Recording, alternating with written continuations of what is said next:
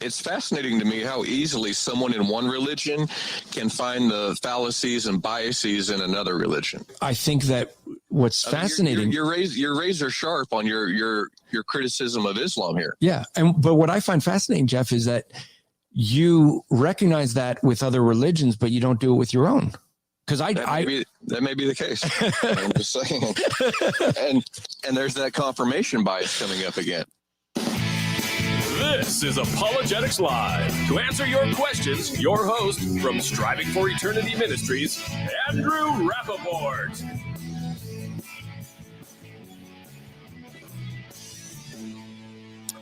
We are live, Apologetics Live, here to answer your most challenging questions about God and the Bible. We can answer them all right here. Just go to apologeticslive.com. Scroll down. You can watch there. You can also scroll down to where it wants you to participate. You just click on the StreamYard duck icon, and that will get you to join us in the discussion. We are going to be planning to have a conversation with an atheist. A few weeks ago, I was out, and Drew and Chris Huff and Justin Peters were discussing an argument for cessationism. And in that, toward the end, a young man, well, okay, I'm just old enough that everyone's a young man, but a young man, Evan, came in, really, really articulate, and he had questions. He had been following the program, and so I asked him, he had emailed me, and I reached out to him and said, hey, would you want to spend a fuller time? And so he should be in here soon. I did email him earlier today to make sure he was coming in. He said, I'll see you soon. We'll talk soon. So that will be, that'll be good. I don't know if Drew is backstage, but his camera's off. He is taking care of his kids. Oh, no, there he is. Howdy. All right. I'm having to refill. That doesn't look like your normal drink of, Fresca. Yeah, no. You're gonna. I would like to see you fill that baby bottle with a Fresca and drink it during the show. Right, yeah. You and everyone else, but it ain't happening. Well, hey, Drew, thanks to you and Chris and Aaron filling in. I have been traveling a bit, and I should be home for a while. I think. I said I think. I know Thanksgiving will be gone. I do have a debate coming up in Dallas, Texas. While I'll be out there for doing a Worldview Week conference at a school there. And on Wednesday, they set up a debate with an atheist. This is November 10th to 14th. And so I'll have a debate. Originally, I asked for the debate topic to be, is secular humanism superior to Christianity? And he agreed to that. And then I guess we ended up he asked if we could change the topic to be, is Christianity true? So that's I was like, okay, well, we could do either one. I mean, I understand why when you debate people, they don't want to be on the defensive. Get it? He wants to put me on the defensive. But in this one, I kind of think he lost before we even get started, because I don't know how he's going to explain something being true without God. Just saying. Right. Yeah. That's one of those things, right? Establishment of truth. Well, what is truth? Right. And because we have to have an objective standard by which we measure truth claims. And so you don't just get to make up truth. You don't get to make up a standard. It has to. Whoa. Are you saying that you can't have your truth and I can't have my truth? Right. Yeah. Relativism doesn't exist. And we see this in the church as well, where people say, well, how you interpret the Bible, that's true for you, but that's not true for me. Okay, well, if relativism is true, then we can't know anything. Correct. Because there's no objective standard by which to measure your truth claims. It's kind of like when people tell me, well, the Holy Spirit told me, and I go, oh, Holy Spirit just told me you're wrong. Right. Yeah. Yeah. He told me too. So now how do we measure who's right or wrong? Yeah. I mean, the quick thinking. I have a friend, Fred Zaspel, super fast thinker, but basically they're at a conference. The topic of the conference was dealing with Romans 7. So there's two different views of Romans 7 that people will interpret. One is the view that Romans 7 is dealing with Paul's conversion. I think that's the right view. The other is dealing with our sanctification. And so those are two different views. And John Riesinger had a friend that was in the area, but he hadn't been to conferences. No one knew who he was. Fred Zaspel gets up to speak, and John Riesinger planned it. And so his friend stands up just as Fred's about to speak, and he stands up and goes, God woke me up at 11 o'clock last night and told me to come to this conference to say that John Riesinger's view of Romans 7 is right, and Fred Zaspel, without missing a beat, turns and goes, that's funny because God woke me up at 11:15 last night and said, I'm sending to you a false prophet. When you appeal, but that was in a joking way, but when people appeal like, well, God has said to me, well, there's no way to it's the argument, well, since God, it's from God, therefore it's authoritative and we can't speak against it. Right. I'm bringing in my higher authority. Yeah. Now it's from my higher authority. And the problem is, it's like, well, what do I say to that? Other than, no, he didn't. And then that causes a whole other. Correct. Correct. So Melissa's saying that you got a cool shirt on. Strange Fire. Facebook user says, Andrew kills me, LOL. Well, I don't know who Facebook user is. I don't plan to kill anybody, just for the record. But if you do want your name to show up, Facebook user, unless that's actually your name, Facebook user. Well, Mr. User, you could go to apologeticslive.com. There is instructions on how to get your name to show up there. I knew it. It's always one of two people. It's either Happy or it's Darren. And which one was it? It's Happy. It sounded like Happy. Happy just doesn't follow instructions. I will see Happy in February at the Open Air Theology Conference on Calvinism. Looking forward to that one. I got to book tickets. I'm going to try to make it. That'll be good. Everyone and hang out. Yeah. Yeah. So, let's see. John is saying, Andrew, I'm praying for Israel. Do you have family there? No, I do not anymore. I don't have any family I know there now. I see Evan is backstage, but his camera's off, so I'm waiting for him to put it back on. Okay, there we go. I'm here. Evan, welcome. I see you had the camera on, then you took it off. So yeah, I was like, well, I'm doing all kinds of iniquitous behaviors back here, so I didn't want you guys to see. I'm just kidding. It's a pleasure to meet you, Andrew. I mentioned to Drew last time, I'm big fans of you guys. I think I see you and I as kind of kindred spirits. I know you're a Jew from New Jersey originally. I'm a Jew from New York, so full Ashkenazi. Okay. Good. Obviously, we went different ways a little bit. Yeah, well, it's maybe, but we'll see where we both land in the end. Maybe you'll come. You'll come over. Well, You mentioned about doing things when you're off camera. There used to be a feature on Google Hangouts that I really thought was pretty wrong, and I'm glad that they don't have that here. But there was an ability, if you took your camera and turned it off, that the host could turn your camera on. Yeah. And so it was funny because I remember watching, and someone turned someone's camera on and the guy was sound asleep. Now, I've heard stories of other things being done when people pop a camera on, but do you remember the Jeffrey Toobin affair on CNN? I don't. Oh man, Drew, you remember that? I don't. I don't remember that. He was a CNN contributor, and during the pandemic, apparently there was an incident where his webcam was on, and he was. And he didn't know. Yeah. Yeah. Okay. Yeah, he's a big CNN legal commentator. I'm gonna have to look that up now.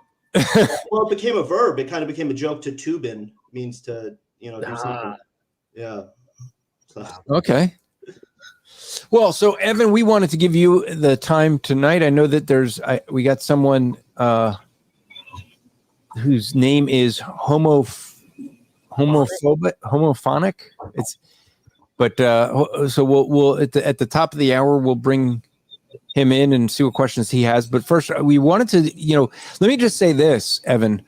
I listened to the show when you were in, and I was thoroughly impressed with the way you communicated your understanding of Christian theology. I know that I think it was Justin that said the same thing. I mean, you seem to have a better handle on Christian theology than many Christians. So, kudos there. I'm just going to test on. I think it might be. Let me see. Yeah. So you're on your end. I don't know what you're using for a microphone. Is it your laptop mic? It's a desktop computer. Is there some kind of feedback? No, there's an echo. So what usually when you're not speaking, so just when you're not speaking, hit the mute. Okay. That'll take care of it. So, Yeah, so what it I'll is try to turn the volume down too. Let me know if this helps. Try to. Well, the thing is, and I'll test it this way. So what it is with certain microphones, the condenser mics, what they do is when they don't hear something, it kind of reaches out further and further and further to try to hear. And so that's what it's doing. So yeah, if you just, when you're not speaking, just mute. Okay. And that'll be good. So we want to devote the time to you and try to answer some questions that you had. So yeah, go ahead, shoot. Well, first, Evan, it's really good to see you again. I'm glad you're here. I'm going to drop backstage because I got to deal with this little one. So hopefully later on I'll be able to pop back in. Yeah, I hope so. Yeah. Yeah. So we'll he's backstage. If we see a cute little baby, we'll put that right on screen.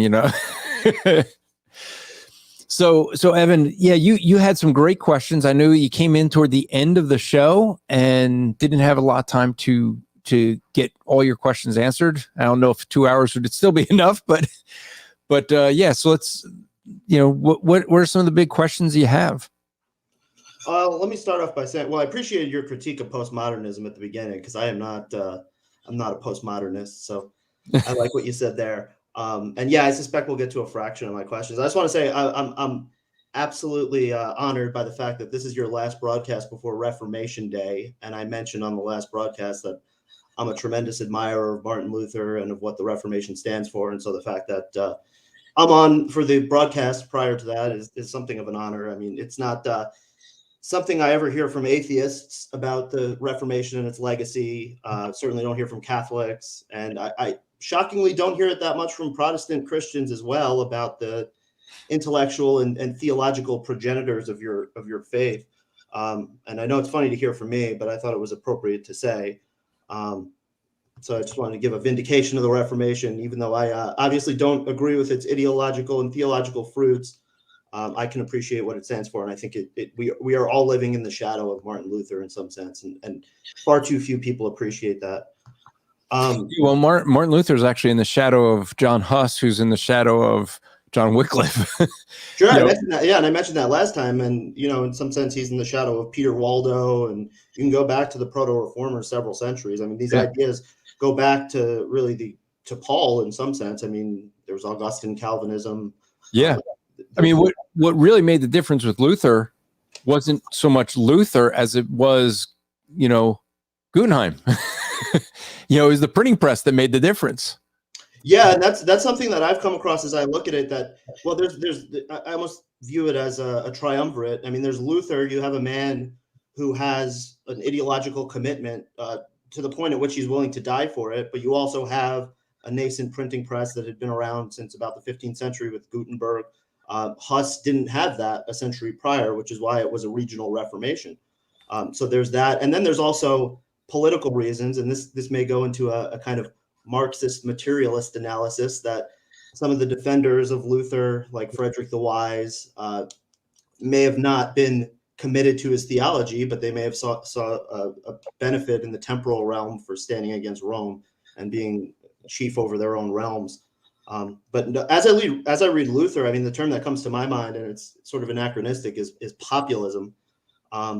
So like looking at his writings and, prior to him, there's kind of this exaltation of monasticism that kind of the highest calling for a Christian is to be a monk or a nun. And what he's doing, it seems to me, is to thoroughly infuse every aspect of Christian life with reverence for God and Christ. And so it's not just the monk in the cloister or the nun in the convent living in self-denial who honors God. He says every time the farmer tills his field, or the blacksmith forges a tool, or the tradesman plies his trade, all these people are honoring God in their daily toil, just as much as the monastics are. There's no special sanctity afforded for people like that. And so it really is revolutionary in that way. And so I see that as kind of symbolic, and we're kind of the inheritors of that. But we have little understanding and appreciation for it, even Christians, I think. But like when he stands before Worms and here I stand, I can do no other.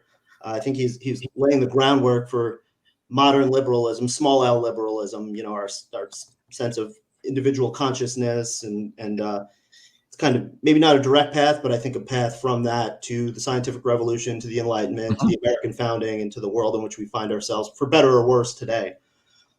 So I just wanted to give that shout out to Martin Luther at the outset here. But yeah, Andrew, since you mentioned, you guys alluded to moral relativism at the beginning, I think like any good discussion between a Christian and an atheist, that probably talking morals is a good place to start. Sure. And I know it's kind of a cookie cutter thing, but I know you obviously get your morality from the Bible. I will say a lot of things that are politically incorrect, and I'm not going to be vulgar or anything, but a lot of these things that I'll say will have leftists clutching their pearls, I'm sure, but also some things that you may not love. But I think an interesting place to start is probably the issue of slavery, which I think is illustrative, because we think of it today as an abomination. And I hear both Christians and atheists say that slavery has always been an abomination. I think that's a little facile. I mean, it's easy to look back on history and condemn our ancestors sitting in our air conditioning. And so I think obviously slavery is wrong today. We would all agree with that. But was it wrong in biblical times? I mean, in a strange way, I've heard Christians kind of defend the biblical model of slavery based on the economic conditions. It was actually the best of possible worlds. I mean, it's better for someone to be in servitude than to be dead and unable to feed himself. But I find it strange that Christians will defend the biblical model of slavery while also kind of laying a claim to moral absolutism, because that to me bespeaks moral relativism. If you're able to look back in history and say that slavery in biblical times was acceptable because otherwise people would starve, so if they're in servitude, that's better than the alternative. I consider myself a moral relativist, and I affirm that position, but I don't see how you can lay claim to moral absolutism and agree with that position, that slavery was proper at one time, but it's wrong now. Okay. First, let me just correct one thing that you said just off the bat. And we don't get our morals from the Bible. We get our morals from the nature of God. And that's a major difference. So why is lying wrong? Because God's not a liar. Not because the Bible says we shouldn't lie, right? It goes back to the nature of God. And that becomes an important thing because as we're discussing morality being absolute and universal, and immaterial, those are three elements of it. Well, we get that from the nature of God because God is absolute and God is universal and God is immaterial. So we would, when we talk of morality, it has to come from a standard that's absolute. Otherwise, like we said in the beginning, we talk past each other. But slavery, let me ask you this. How are you defining slavery? The ownership of another person. I think broadly we can get more in depth on that, but okay, a simple overview. Let me just out of curiosity, what's your views on abortion? Yeah, it's a tough one. I think I like the old Democrat position, not the one they have now, but kind of safe, rare, and legal. I think it's abominable. I think there may be certain circumstances where I wouldn't necessarily find it morally objectionable. I don't think the Roe framework was terrible. I mean, I think beyond the first trimester, to me, you're talking about something viable. I don't agree with that, but in the first trimester, I think under the circumstances, I wouldn't necessarily find it objectionable. Okay. So now let me ask you this, and this is why I asked that question. What would then be the difference between this is my body and this is my property? Well, bodily autonomy is speaking to one's sovereignty over his own body. A property is something extrinsic to the body. So I own my clothing, I own my goods, but I don't own my heart. I don't own my woman doesn't own her womb. In some sense, she does, but there's obviously a distinction between bodily functions and extrinsic. Yeah, but there's another being in there. I mean, you have a human being with a separate DNA. You could have a separate gender, could be a separate blood type, right? So abortion is an ownership issue. The difference between abortion and slavery is abortion properly carried out always ends in death, where slavery didn't. So both are actually an ownership issue. That's why I brought that up. And the reason I did was to just see, when we speak of morality and say, well, Christians would be wrong for saying slavery is always wrong, but the Bible talks about slavery. The issue of what's the view of slavery? How do we define it? Because if we're going to say, well, it's ownership, well, then abortion's ownership, and we should be against that as well. Now, you're taking a different position than many. Most will say yes, abortion up until the ninth, month, even beyond, and then they say it's wrong to say you own another human being. So sure, but I mean, there's a distinction to be made there. I think too that even other theological traditions, I think the Muslims believe ensoulment doesn't occur at conception, but it occurs at some point during the pregnancy. Yeah. So the question ultimately becomes, when is that a life?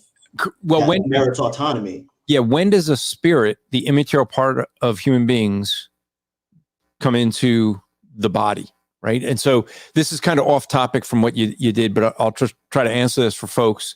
There's three views that we'd have, and we being human beings.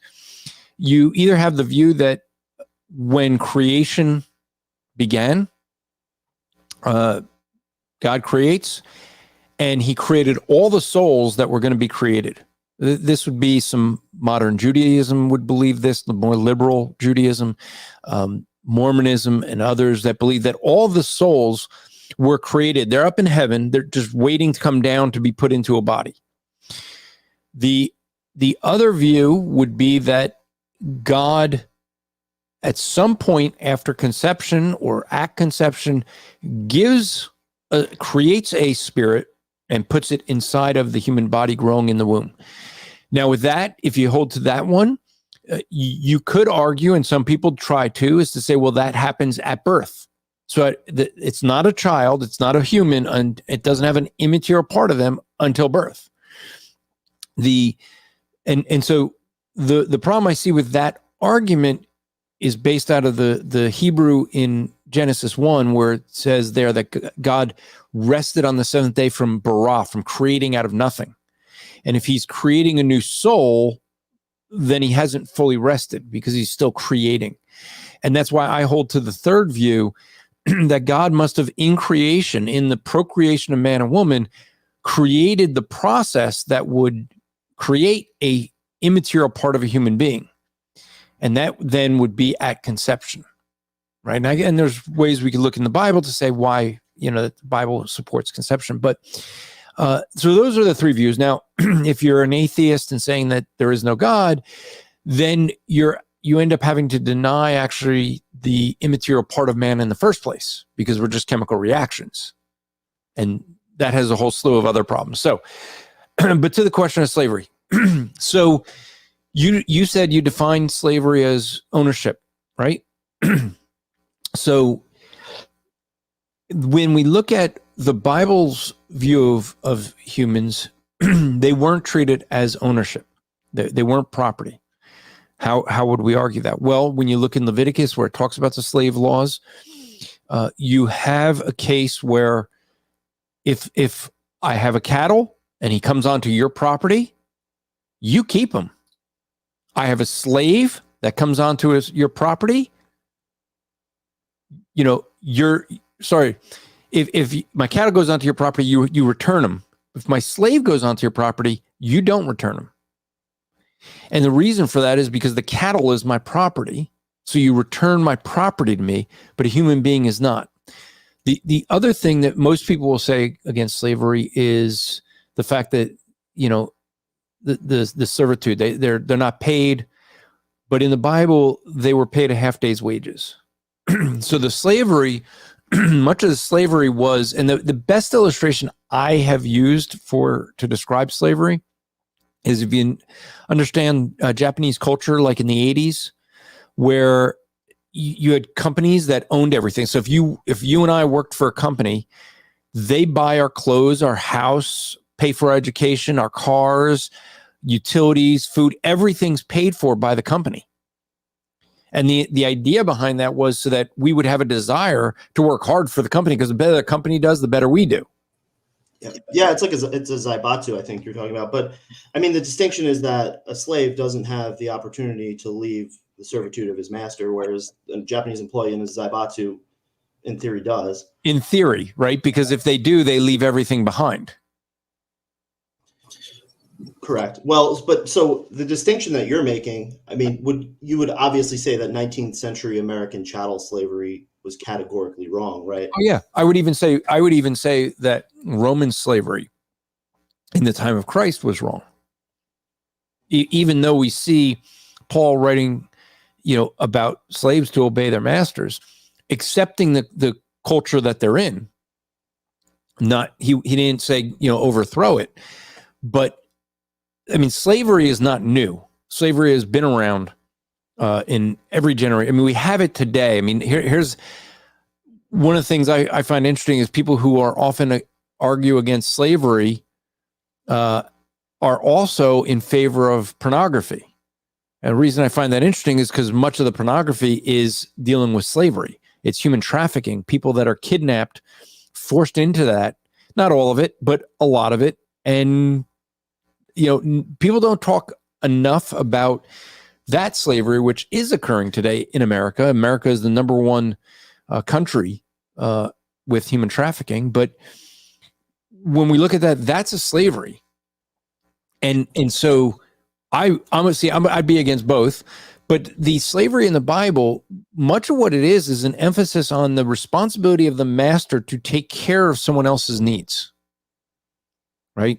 To provide for them, because in any culture, you're going to have people who are going to be able to manage things, manage property or not. And let's take Mao in China, right? Mao comes in and says, it's not fair that, there's so many peasants working the lands. We should just give the land to the peasants so that they can own land, so that they can have it for themselves. Knowing full well that many of them wouldn't know how to take care of the land. They don't know how to manage it. They know how to do what they're told, but once given freedom, they didn't know what to do with it, right? Well, but this is what's interesting, Andrew, is that, you're talking almost in gradations. I mean, slavery is not a binary, right? It's not just slavery or non-slavery. And so to me, I mean, that sort of bespeaks a kind of moral relativism, which I agree with. I mean, I don't think there's a line of what's slavery. A lot of people will define, involuntary servitude in prisons as a kind of slavery. I mean, you don't have bodily autonomy. So there's a lot of ways we could define slavery, and to categorically condemn it is easy, but to identify what we would actually characterize as slavery is much more difficult. But it sounds like from what you're saying, I mean, if it's about meeting someone's needs, particularly people in a hand-to-mouth subsistence society in which people are, for the most part, incapable of providing for their own, it's justifiable. But, an antebellum slave owner in the South would make the same case. I mean, do you think that, let's say, as a plantation owner in 1850 should have freed his slaves, even though having done so, perhaps they weren't capable of living on their own? I mean, would that have been a justifiable thing to do, knowing that they were not able to take care of themselves?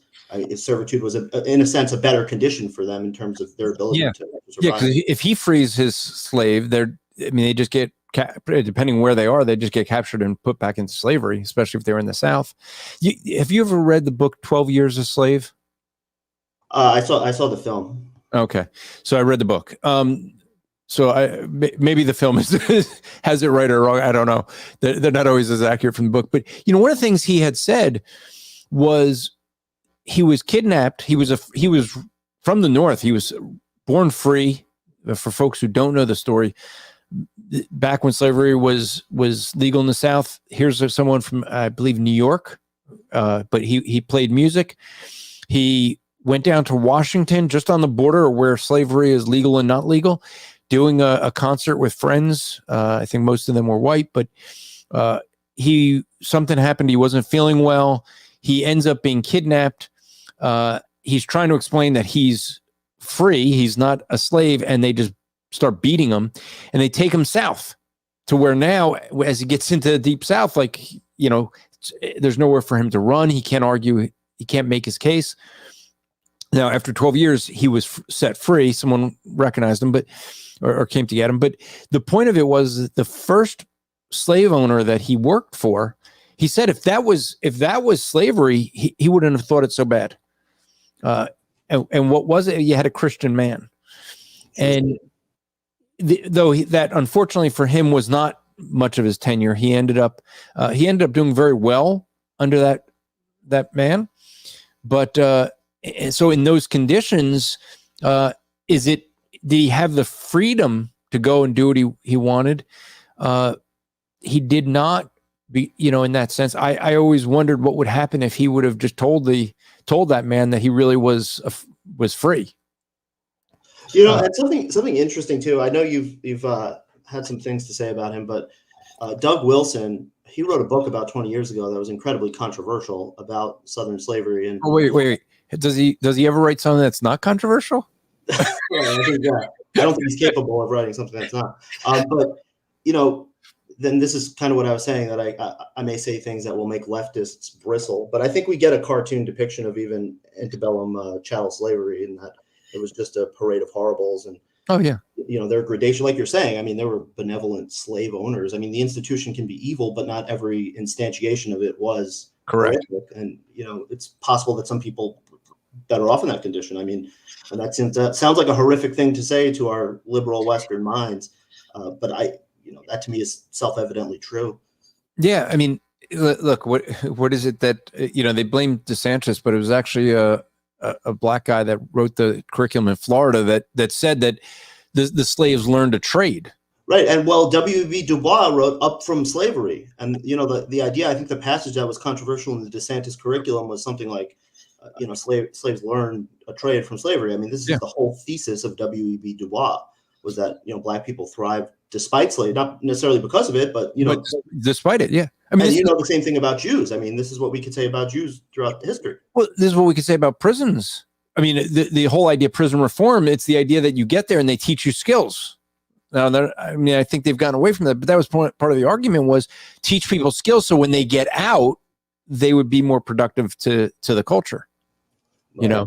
And so, and I made a mistake there. It was Booker T. Washington, not Du Bois. I was reading Du Bois recently, but it was Booker T. Washington. Someone just reminded me in the private chat there. And so D said this, and this getting back to the thing that I was saying, there's different types of slavery. Which kind are we talking about? And that's the reason I asked you for the definition, because if it's ownership, I'm going to agree. I don't believe that you can own another human being. I don't think that we see that in the Bible as the description.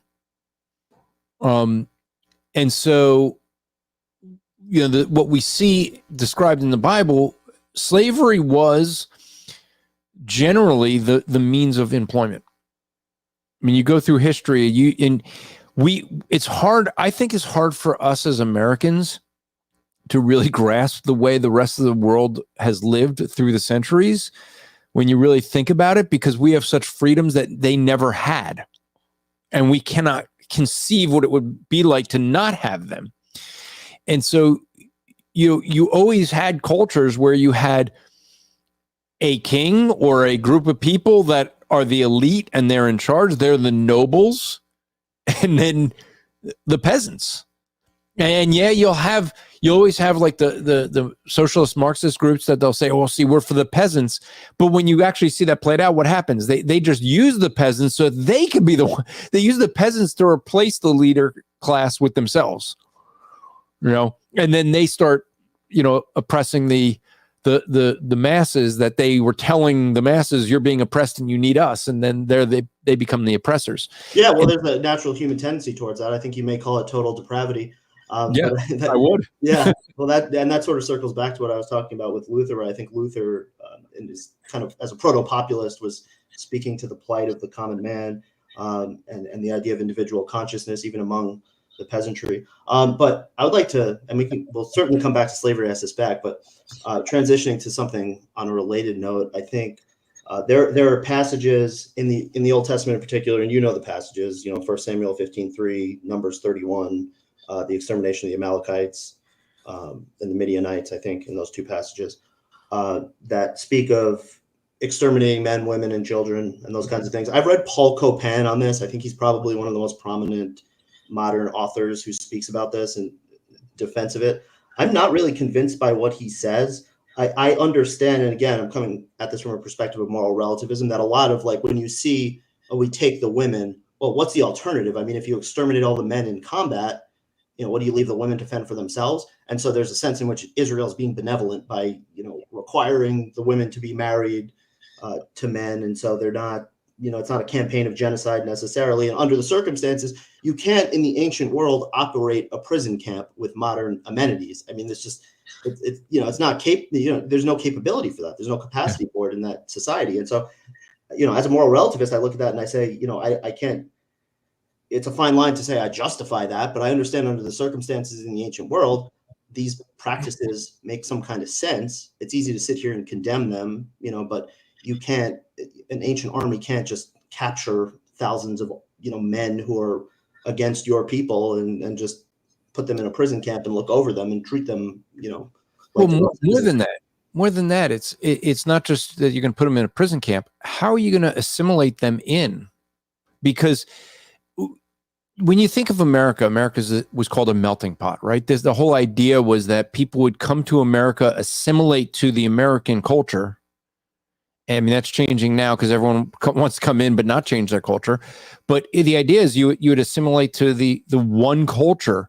But when you think about it, the Americans there's no one that, like, most Americans have their roots somewhere else.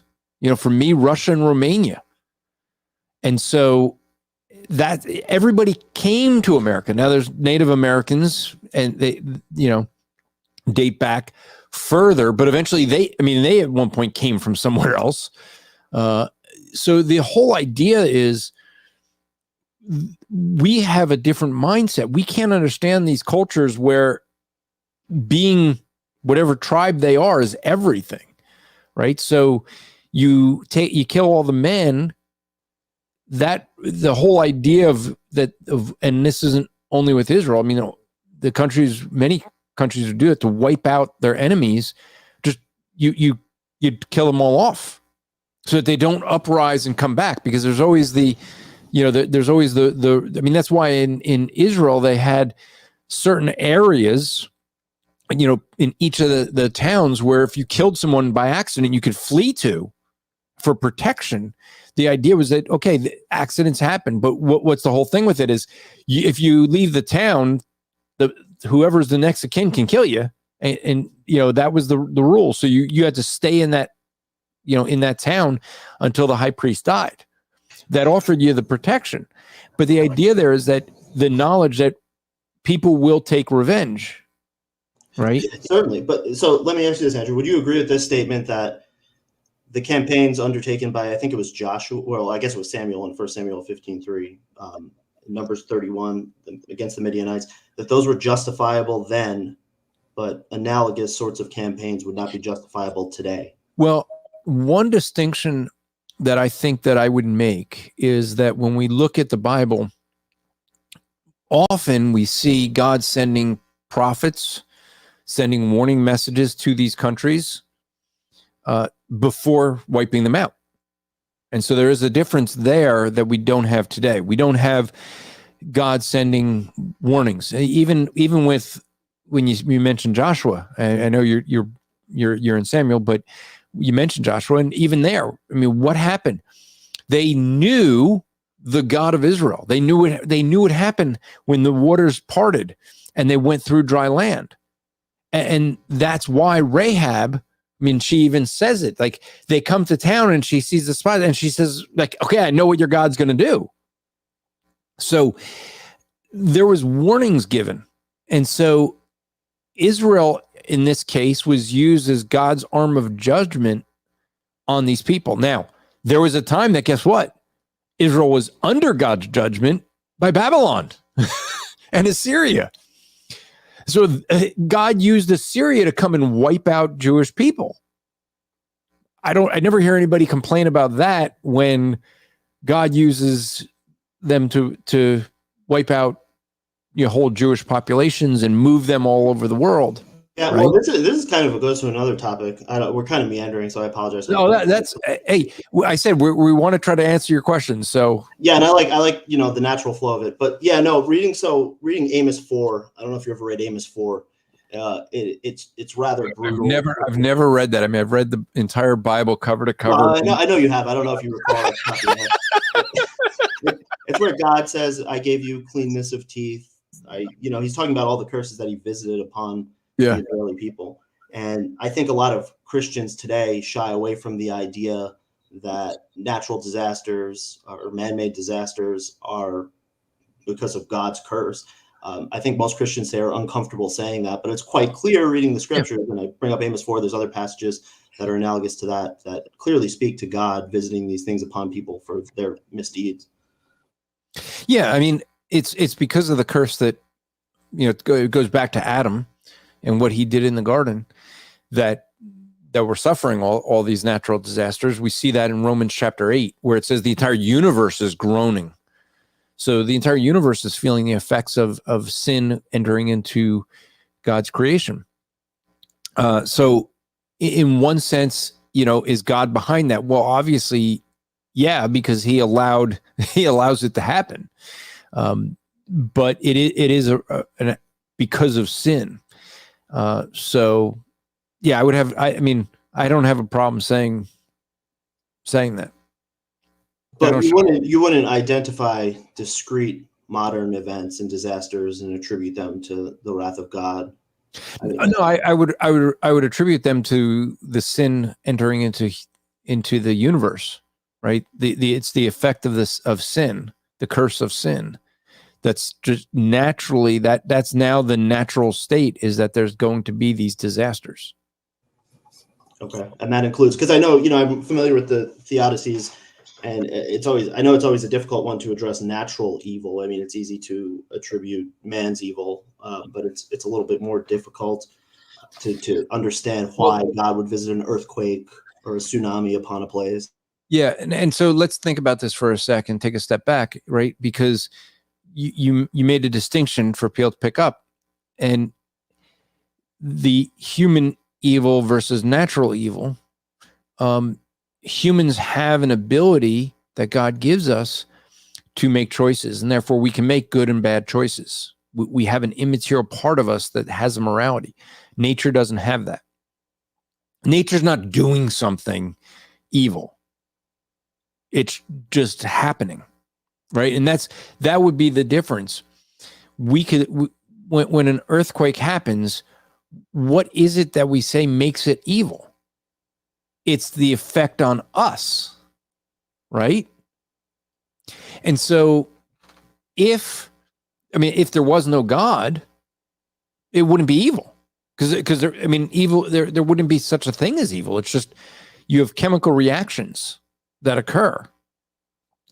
And they're just chemical reactions. They wouldn't be good or evil, right? You can say the same thing with natural disasters. Are they intrinsically evil? Are they only evil because they kill men? Is an earthquake that creates a seismic shift in the geology of the planet in some unpopulated place, is that an evil act? I would not say it's an evil act. It has consequences, but an evil act would require a mind, right? And an earthquake doesn't have a mind. So, no, I wouldn't say it's an evil act. We speak of it as evil because we don't like the consequences of it. But that doesn't make it evil. So let me define how I would define evil. Evil is the absence of good, and good's defined by the nature of God.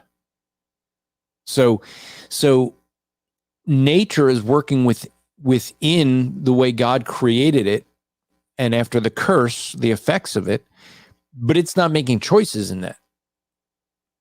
It's natural reactions. The fact that we call it evil shows that we're different than nature. We're different than animals because we have an immaterial part of us that can reason. Yeah. Well, I don't know if I'd agree there, but I'm sure we'll circle back to that. I just wanted to wrap up this discussion about those passages of the Bible, those sort of. Yeah, before you do, let me let the audience know this is not unusual, folks. For two Jewish men to just be going off on tangent. This is the way Jewish people have discussions. Some would say debates. It's usually it's a sharpening of iron, iron sharpening iron, where it's okay. You say this, let's test that. Let's poke at this.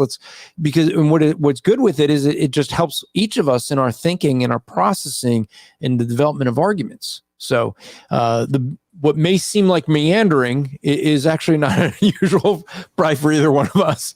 That's right. Yeah. And speaking of that, I think what is that, Proverbs? I like the Chris Arnzen show. I'm a fan of his as well. Iron sharpens iron.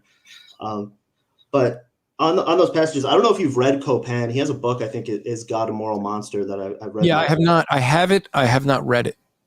One of the things that he says in that book, and I've heard him say elsewhere, is that these populations that are said to have been exterminated in some portions of the Bible, in fact, weren't, because they reappear elsewhere. So it might say, we wiped them out, and that's just kind of the language that we would use, hyperbole, to say, we totally eliminated the opponent, but then they reemerge. And so, in fact, they weren't wiped out.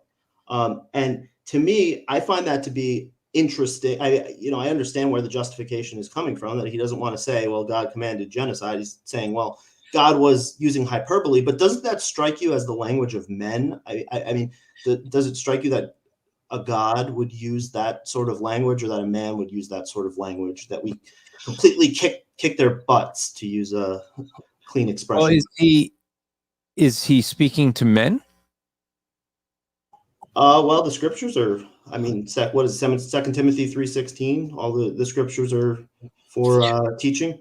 Yeah, yeah, but the idea is he's writing to men. How are you going to communicate to men? Using illustrations and things that men would understand, right? So let me get to some of the comments that we have. Drew's been starring some of these, so we could. So Jason Cave said, "Sin is the root of all evil in men," and that's true. I would say that with Chris Huff, he's saying you absolutely could say that some of the disasters we're seeing could very well be an expression of his judgment, God's judgment and wrath. And it could be. I don't, there are things that God is going to do to bring about what he's looking to do, that maybe he is going to do things. I remember being asked once, why would God allow the Holocaust? And my answer was the state of Israel. And people don't realize this, but there was no Palestinian state. The land was owned by the UK. And in the early, 1914, 1915 is when there started to be discussion of creating a state of Israel where Israelis started to return to the land and were petitioning the UK to give them the land to be their own state. So it goes way back before 1948, and it had been a back and forth. And many Arabs from what we now call Jordan were moving in there as well to try to prevent it from being an Israel state. And so what happened after the Holocaust? That is what pushed the UK over the edge and the United Nations to create a state of Israel. Yeah, well, and I understand, particularly as a Calvinist, that you have this sort of theological commitment to seeing everything through this teleological lens. Did I say I was a Calvinist? Well, I know you don't say it, Andrew, but a man can be judged by those with whom he keeps company. But no, I understand Calvinism pretty well. I think I don't, not a caricature view, but you see everything as teleological. God has foreordained this to come to pass for a reason, and so you can look at everything evil in the world, and that's God's will, and He's bringing it for good, like what Joseph in Genesis, you meant it for evil, but I meant it for good.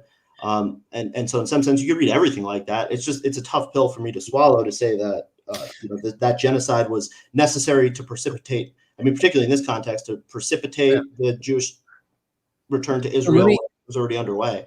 Let me give you two doctrines you may not be as familiar with. And not saying, because I mean, you're familiar with a ton of Christian doctrine. So, and you read a bunch of Christian literature. So, but even a lot of Christians don't speak so much about it. There's two doctrines that are really kind of the same in some aspect. Doctrine of superintending and the doctrine called the doctrine of concurrence. The doctrine of superintending is the idea that God works through human beings to carry out his intentions. So the writing of scripture, Paul writes the book of Romans, but it's exactly as God intended it to be. So God works through Paul to bring about something good. The doctrine of concurrence is kind of the opposite in the sense where when we do something that's evil, God can use even an evil act like Joseph's brothers selling him into slavery. God can take that act and use it for his glory. So I'm not saying that God was the one behind the Holocaust. He's just using that to bring about his glory. But that sounds like an open theist position. I mean, if he's not the one behind it, that's the open theists say that, God is obviously finite and limited in his power, but men make their decisions and God acts within time and space to make the best of their decisions. The difference with open theism is two areas: God's omniscience and God's eternality. Because what they do is they say God doesn't know all things. I say God does know all things. And the reason God knows all things is also because he's eternal. So everything's he's outside of time. So everything's like an eternal now for him. Yeah, and I don't know if you've read some of the open theists. I think Greg Boyd's one of them. Dale Tuggy actually make the position that they can maintain omniscience by saying that the category of all things that can be known does not include future events. And so, in that view, obviously God is operating within time, but they still will say God is omniscient because he knows all things that can be known and the future cannot be known. Yeah, and that's the problem right there, because now they don't have a God who's eternal. Right? So anytime, and we've addressed some of Greg Boyd's stuff on this show before, but what we end up seeing is whenever we talk theology, I argue where we start is on the attributes of God. Okay? The reason for that is when we look at the attributes of God and we understand them rightly from Scripture, our theology is going to fit with those attributes. And if it messes with the nature of God, then it's wrong. And so my big reason why I'd be against open theism is you don't have a God that's eternal, because he doesn't know the future, right? And so he either is not omniscient, or if you're going to do like Greg Boyd is trying to argue, he's not eternal.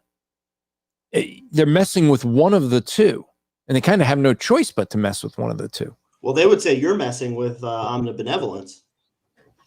No, because I'm being really clear with the doctrine of superintending. Now, here's the thing: if I was to ask Greg Boyd or most open theists who wrote Romans, they'll say Paul. And if I ask it a second time, they'll realize what I'm saying, and they'll say, well, God. Well, which one? You see, what their argument is their argument ignores how God works in other areas, that he can actually work through human beings to bring about what he desires to have happen, and yet it be the choices of the human beings. So I'm not, and this is where there's a distinction with the way I word things and the way I think about it, because I'm not saying it's an either or. It's not either humans choose or God forces. It's humans choose as God intends. But that's interesting. I didn't think you believed in mechanical dictation theory or anything. But so if you're saying, obviously God's the author, your book, what do we believe? Could I say God authored your book? No. You got your name on the cover. No, you can't, because it's not inspired. But in some sense, I get, Paul was inspired to write the epistles, but, God is the author of everything in some sense, right? In some sense, we might be able to say that, except for evil, right? Because that's outside of his nature. That's opposition to his nature. Well, there's a quote in Isaiah where he says, I make the light and the dark, right? Yeah, and there's some who will try to say, well, see, based in the King James, where it says that he creates evil, the idea that he watches over it, but it's the thing is that those passages are trying to point out that he's in control of all things, that he's sovereign, right? And so one of the things that we make a mistake often is that we take the Bible and we read something, kind of like we were doing earlier with slavery, to kind of swing back to that. People take the slavery, they read it in the Bible, but what do? They're reading into it the cattle slavery that we're familiar with. And so they read that into the Bible and say, see, the Bible's wrong. But that's not the slavery they had back then. And the view of slavery was different than we would have it today, because they didn't live in countries where they had freedoms like we have. I mean, that it really didn't exist very often. When you say things like that it was different because that was the time in which they lived, I'm completely on board with that. But I'm a moral relativist, and it just strikes me as difficult for you to maintain that a moral absolutism while also saying that people's behaviors are contextually determined by the cultures in which they find themselves. Well, I'm saying it's hard for us to, what we have a tendency to do is to read into the Bible our own culture, not understanding their culture. The issue with the slavery goes back to the issue of ownership, which I'm saying the Bible doesn't teach. Right. And so I would say I view the slavery of the Old Testament as a employment system, and the onus was on the employers or masters to take care of the employees or slaves. Someone's correcting. I guess I said cattle. They said. I think they're cognate. They come from the same Latin word. So yeah, but I mean, when we think about it, the doctrine of superintending is really important to understand, because what that is to say that God works through us. Do we make the choice? Yes, we do, but the choice we make is exactly as God intended it to be, so that God gets all the credit for it. That's how he's still sovereign, and yet he didn't force it upon us. So why doesn't he get the credit for the evil acts too? Well, some would say he does. I mean, some will try to argue that from passages, like I said, in the King James, where it says he created evil. That's the idea of it, is he is sovereign over that. He allows that, though. And that's now the doctrine of concurrence. Okay, they're kind of two sides of the same coin, right? When we do good, God gets the credit because he worked through us to do the good, because that's in his nature. But when we go against his nature, he can still take that and use that for his good as well. But it doesn't mean he's intending that to be. Gotcha. Okay. And I know you're not going to admit that you're a Calvinist, but I'll explain why. Because it depends on people's definition of Calvinism. Yeah. I mean, what I just explained puts me in both camps and puts me out of both camps. Right, depending on your definition. If when we speak of Calvinism, I'll oversimplify it, but it's either God chooses us to be regenerated, or we choose to be regenerated. Like either it's who chooses becomes the thing. And I'm going to say the answer is yes. It's both. Did I choose Christ? Yes, but I didn't choose it all in of myself. It's because God was working through me, that the choice that I made was what God intended me to do, so that he gets all the credit. So he had to do something, but it's a simultaneous act. Yeah, right? The secular analog to that would be compatibilism, and I think we are probably on the same page there. I've come to respect the Reformed tradition, and I think looking back in history, what really interests me, I mean, you have Catholics, Mendel, Lemaitre, who had fantastic scientific achievements.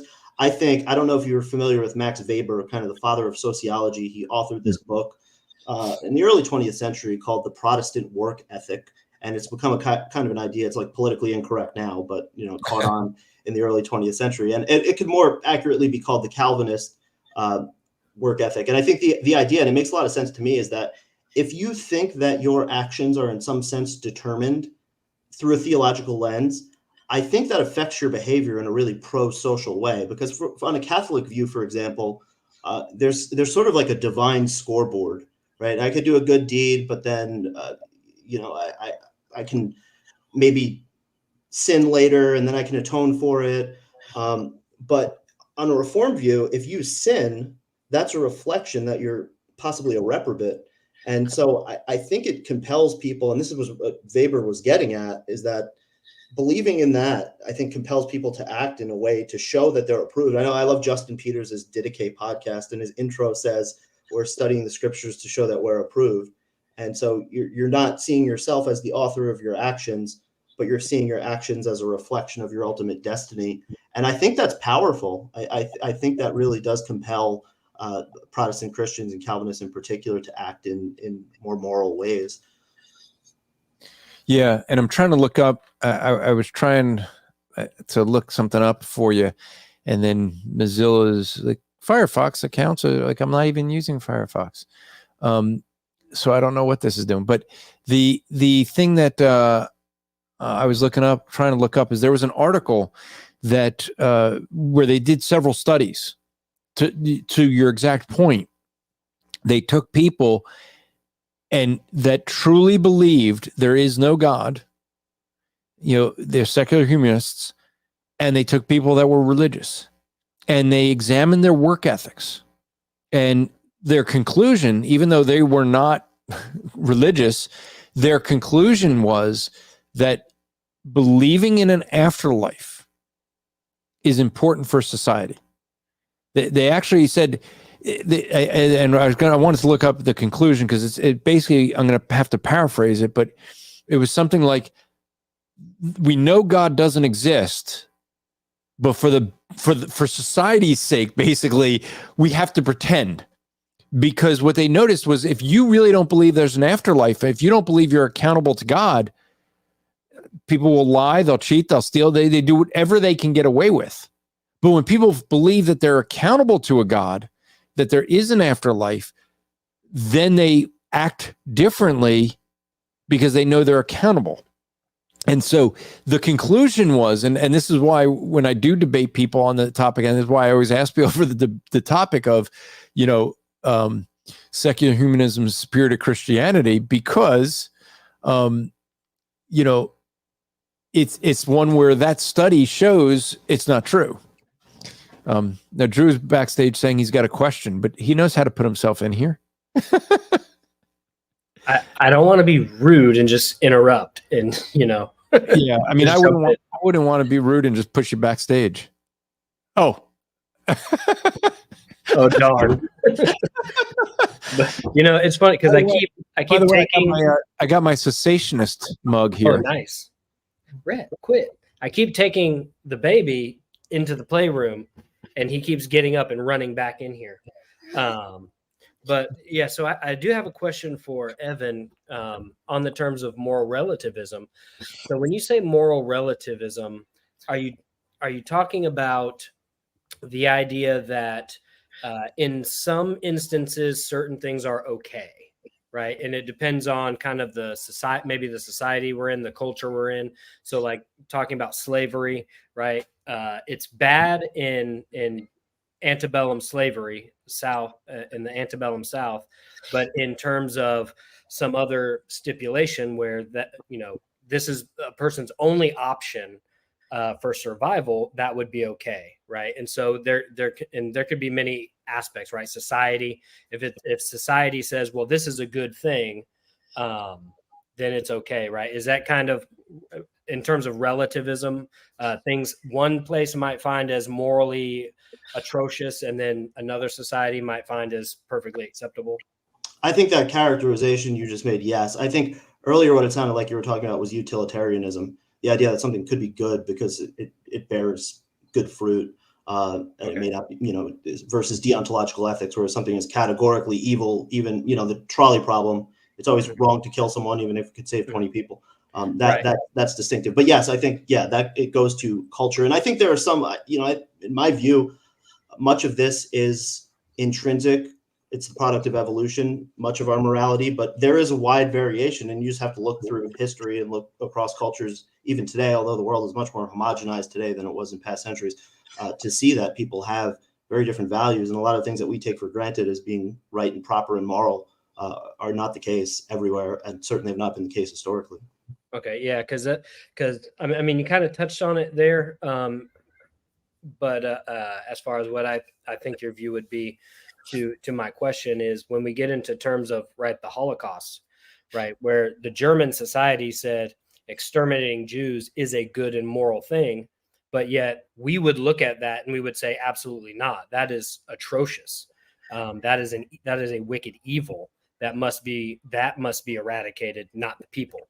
Right. So in terms of relativism, how would we justify by saying no, this is flat out, this is an absolute moral issue. It's absolutely wrong. Whereas I think the moral relative view kind of has to say to this society that has deemed it a good thing, like, how do we come in and say, no, this is absolutely wrong?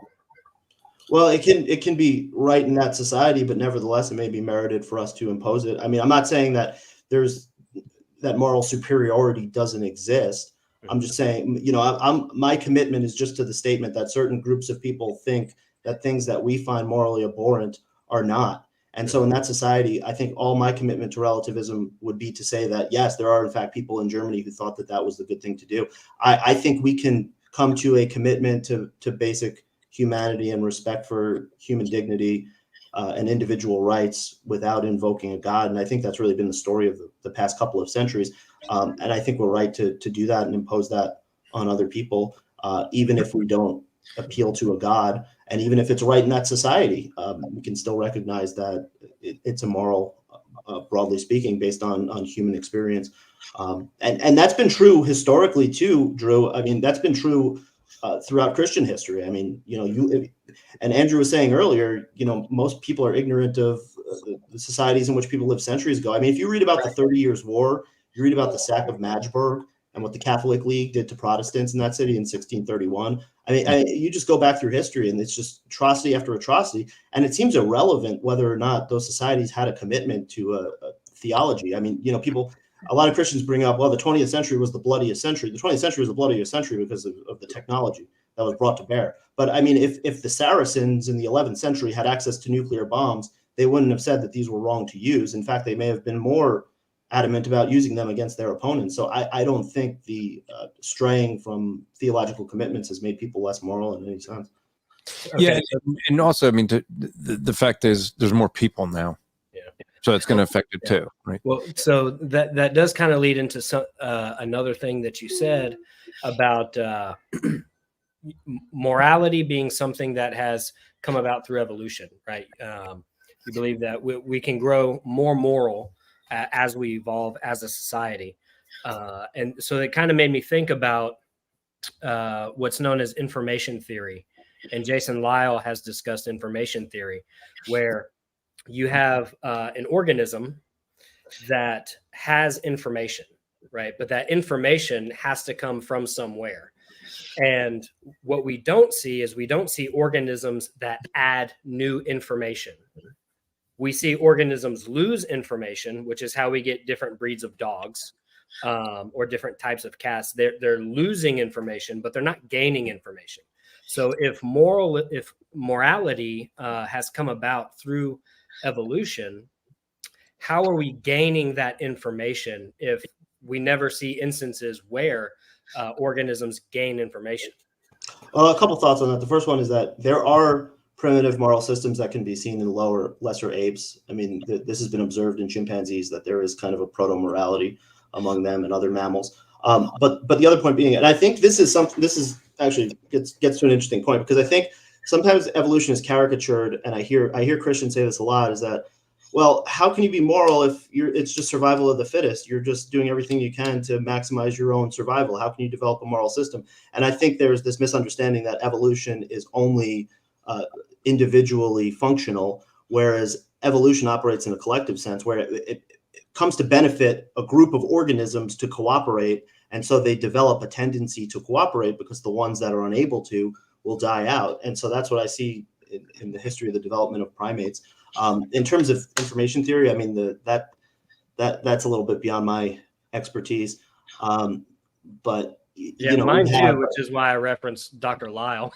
Yeah, and I really like him, by the way. He's an absolute pleasure to listen to and seems like a lovely guy. Yeah, he is. Yeah. All right, Andrew, I'll turn it back over to you. That was the only thoughts that I had. Yeah, and I'm trying to see for some reason the tool that I use, Pocket, to tag this stuff. I can't get it on the computer. I guess they changed and they're now part of, got bought out maybe by Firefox or something. So, but all right, I will try looking back at that. Let me get to some of the things that Drew starred here. So D had said, both believers and the unbeliever die in disaster. The question is what happens to them after they die. So the idea here being is when we look at this, when you're saying it's evil, well, who's dying in those? Well, both believers and unbelievers. And Scripture talks about that, right? It rains on the just and the unjust. So, it's not like, oh, well, only bad people die in disasters. No, everyone's affected by that. Melissa said, this has been a good discussion due far. I think she meant so far. But I guess we're going to have to try, for Melissa's sake, to make it continue to be a good discussion. Okay. One last one he has here. Shamer says, I'm thankful for the disasters in my life. My life would have been so much worse without them. I think he's referring to personal disasters, not necessarily as you're using them, natural disasters. So yeah, that's interesting because that's one of the theodicies that's often used, is that adversity strengthens people, and that is obviously self-evidently true, and we can all attest to that in our own lives. But that doesn't account for the child who starves to death at 4 years old, who isn't strengthened by his struggles. So maybe one explanation for some of the evil we find in the world, but it's far from satisfactory. Yeah. Here's one that I just saw. I'll put up.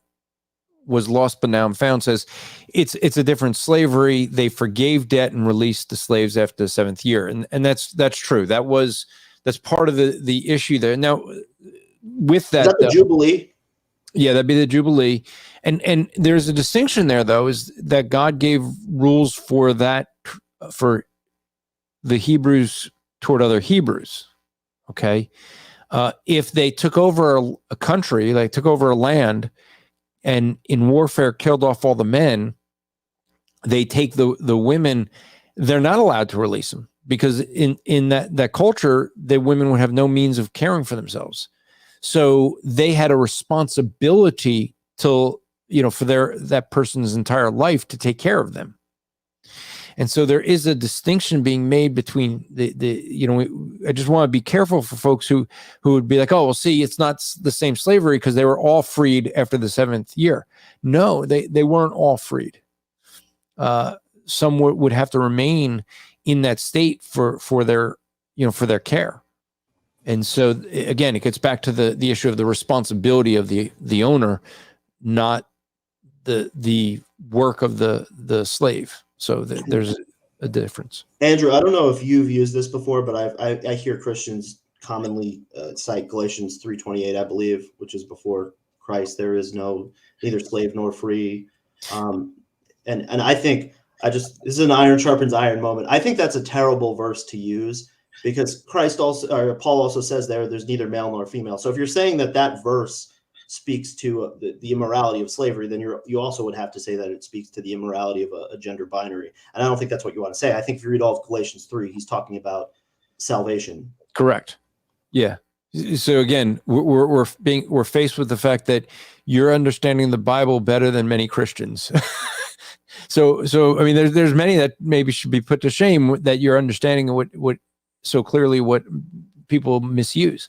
But you're right. When you look at any passage, you have to look at the context. The context is dealing with salvation, meaning that whether you're free or you're a slave, whether you're a man or you're a woman, right? Whether you're Jewish or a Gentile, and why those three? Because those are three distinctions that people would make to say this category of people are better than that category of people.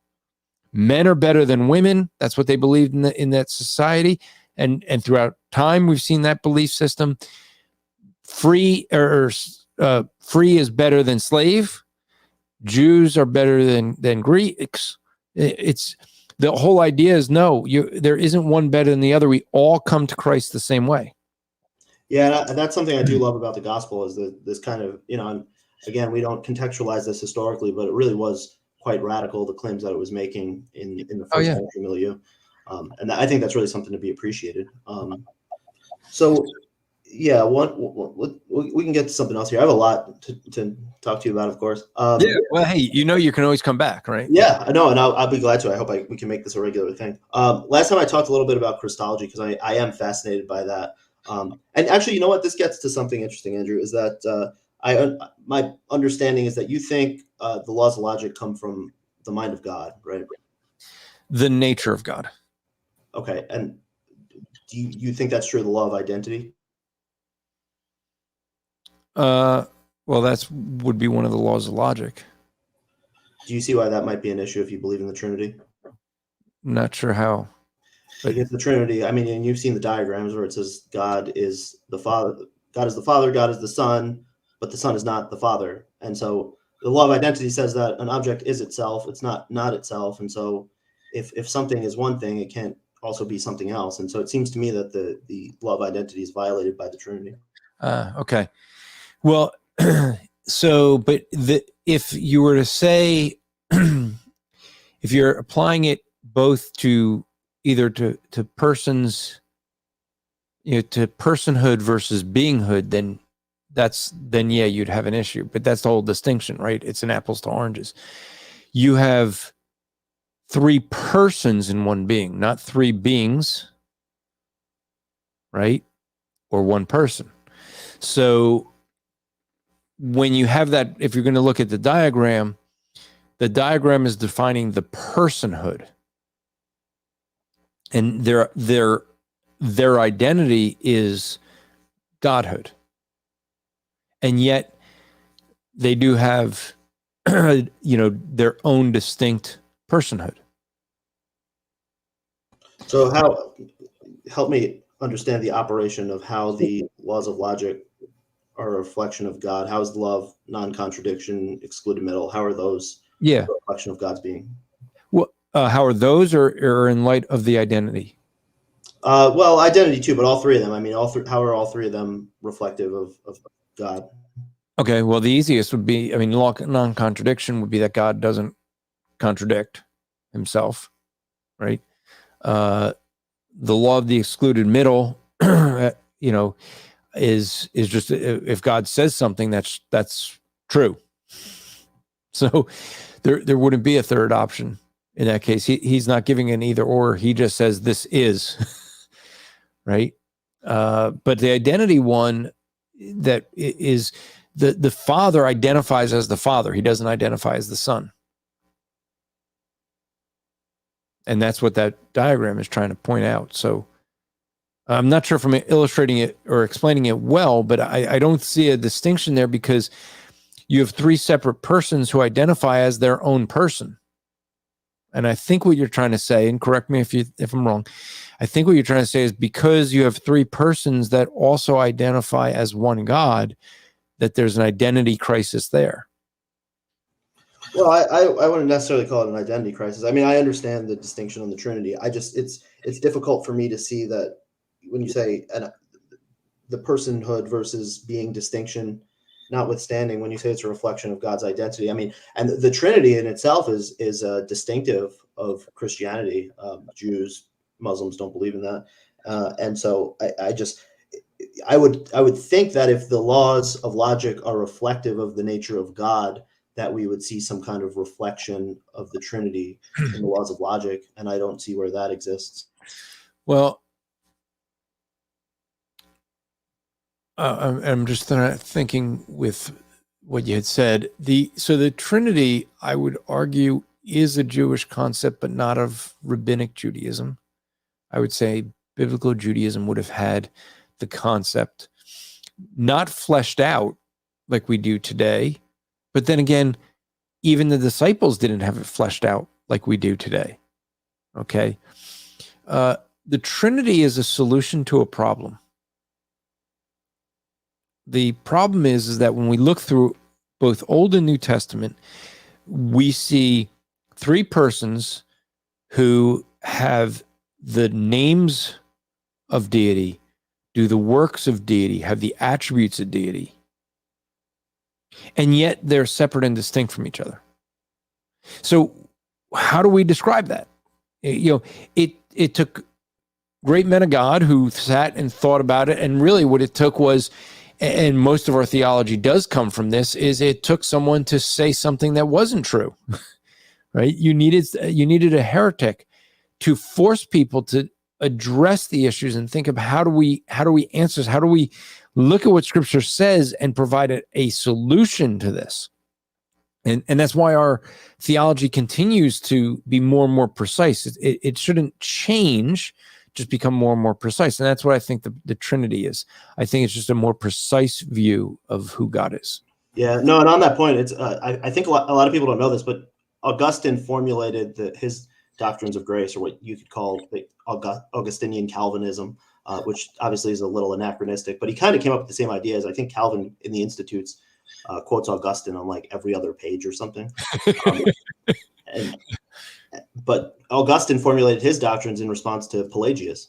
And so it does seem that, a lot of these things come out of misinterpretations. So do you think on that note, do you think that there are other doctrines and understandings of God that may emerge in the future, that we have a less than perfect understanding that we may refine in future centuries?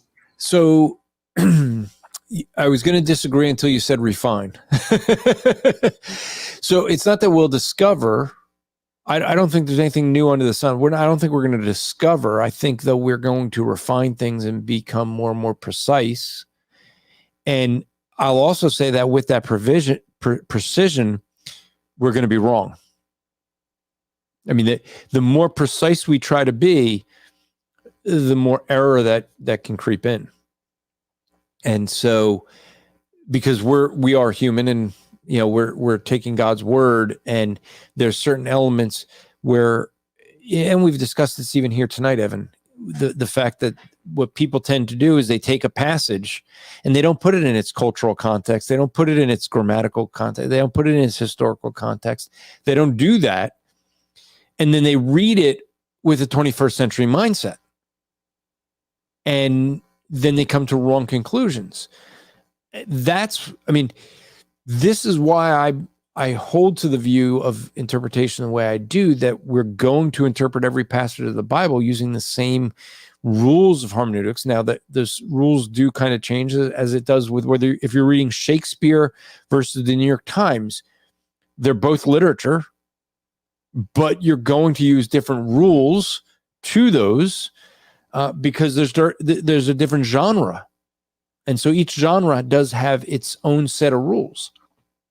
But what we have to do with it is put it in its context, understand it, what it meant at that time. What did the author mean by what he wrote? What did people who read it or heard it, how did they understand it? Because that was the first audience, right? And so we have to do the work to do that. And I think a lot of people make a mistake and don't do that. Right. But, and that speaks to one of the Protestant distinctives is the perspicuity of Scripture. And it seems that it's not perspicuous to everyone. Well, I think what it is, I believe you have people who say, well, a couple things, but let me just start. There's some people who say, well, the Bible's different. And so the Bible has to be interpreted spiritually. And we have a different hermeneutic for it. And therefore we have to take what we're seeing and interpret it in light of covenants, right? Or some theological system. And, you take the Catholic Church that you had once all of Rome is decided, you're now Christian, whether you like it or not. Well, you had people that suddenly realized, hey, you want to get in the favor of the emperor, go be a a priest, be a pastor. You're going to get in his good favor. And they were now running the church, but not believing it. And so what are they doing? Well, they're going to reinterpret things that they don't like to fit what they do like. And that's because they're not looking for the clarity of Scripture. They're looking to create a moral system, because they're not coming to Christ for what Christ did on the cross for them. They're coming to Christ to use Christ to benefit themselves, right? And so they're going to change the hermeneutic. And that's why I think Martin Luther had such a difficulty with some things, because he could not get away from his Roman Catholic hermeneutic. It's the only thing he knew. And that made it really hard to walk away and do something different. Right. Right. But at the same time, those who stray too far from the Catholic Church, you would diverge from as well, because you'd argue like the Anabaptists, the Radical Reformation, the Socinians, many of these groups that denied the Trinity because they thought the Trinity was a holdover from Catholic doctrine, because the Catholics affirm that as well. And so they would make the same case that you are, in some sense, beholden to the Catholic interpretation of the gospel for the first millennium and a half. Well, I guess the problem is that the doctrine of the Trinity existed before the Catholic Church. So I would disagree, because what we think of as the Catholic Church today really wasn't finalized till like what Pope Innocence in like 1000 AD or something, right? So he's the one that really gave us what we think of as the Catholic Church today. And so it was still being formed up till there, and it kept changing and morphing, but it's not the Catholic Church that we think of. Right? Sure. It had a different historical context. Right. Let me ask you this. You mentioned you like the gospel, and I know, Drew talked about this with you last time you came on, but I want to do something different. I know that you came on, you heard the gospel being presented to you.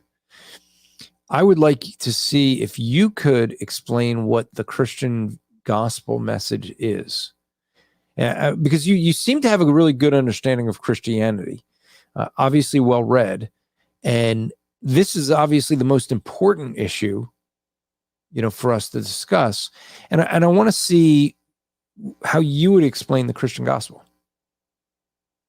Yeah, so I would look at probably 1 Corinthians 15, but that Jesus Christ entered the world to save sinners. He bore our sin, in a substitutionary atonement, that anyone who believes on him will have everlasting life. I think that's kind of it in a nutshell. Okay. So when you say saved, I want to dig deeper with it, right? Be more precise with it. So when you say saved, what are we saved from?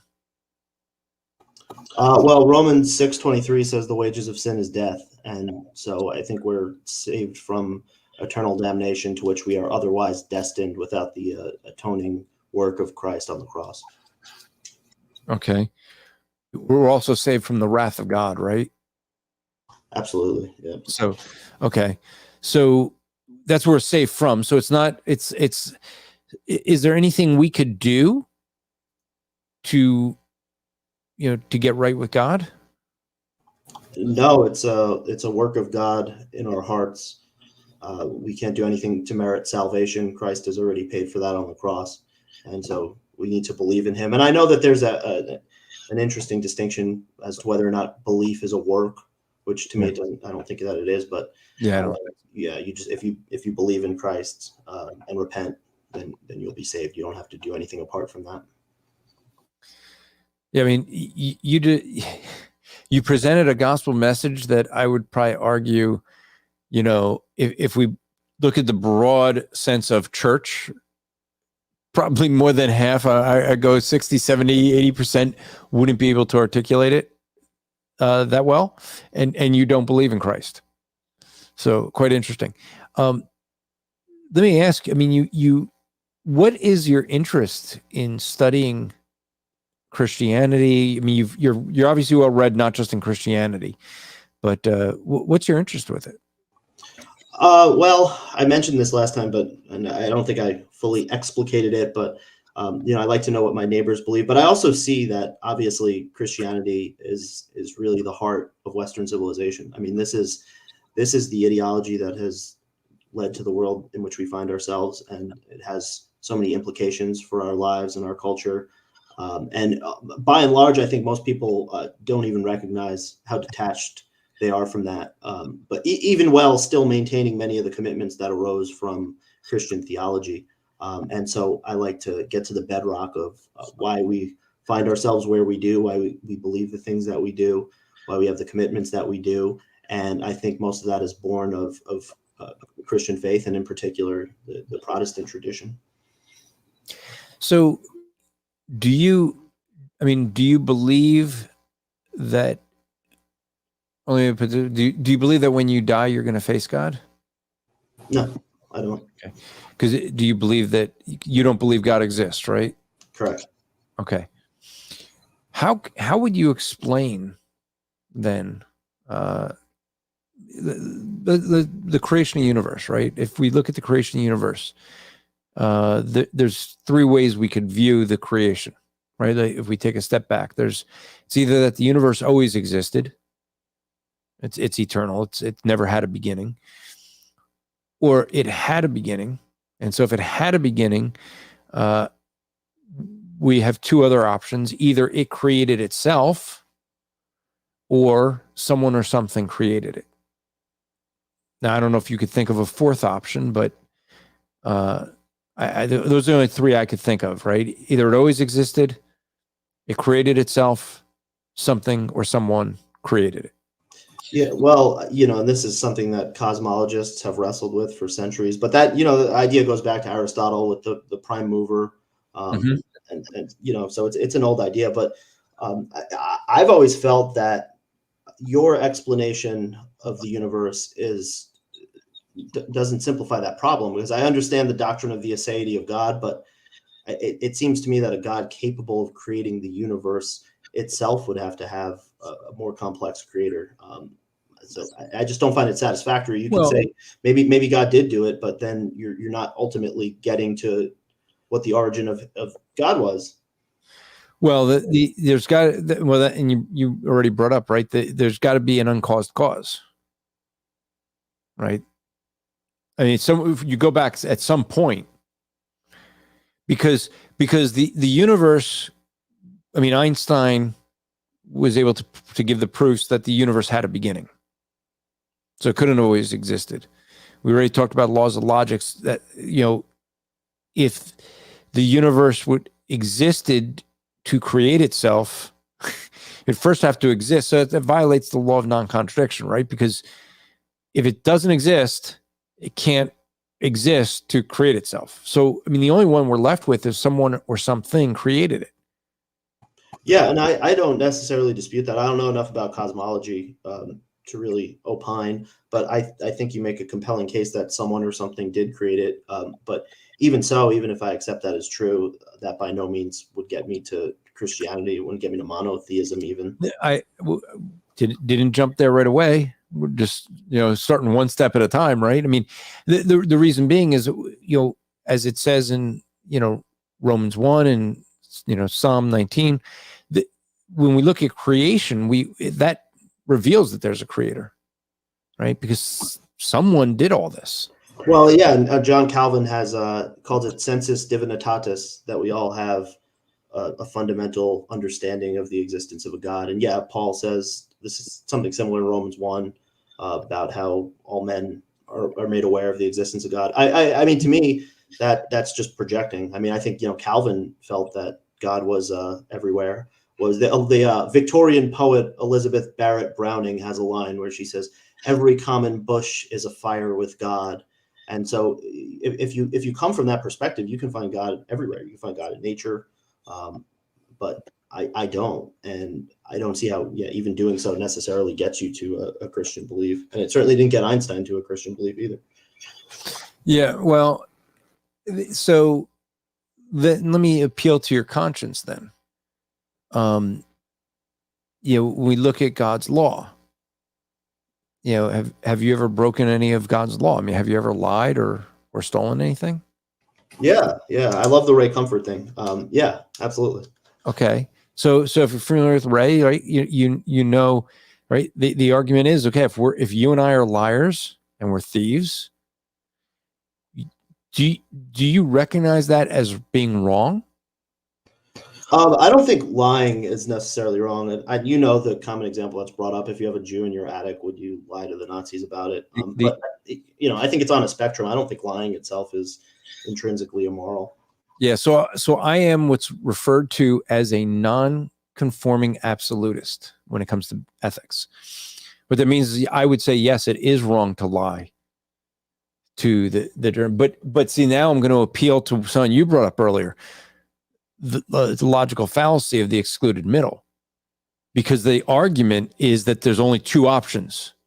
You tell them you're hiding Jews, or you lie to them you're hiding Jews. But there's a ton of other options, like yelling at the officer asking, how dare you ask me such a thing? What makes you think that?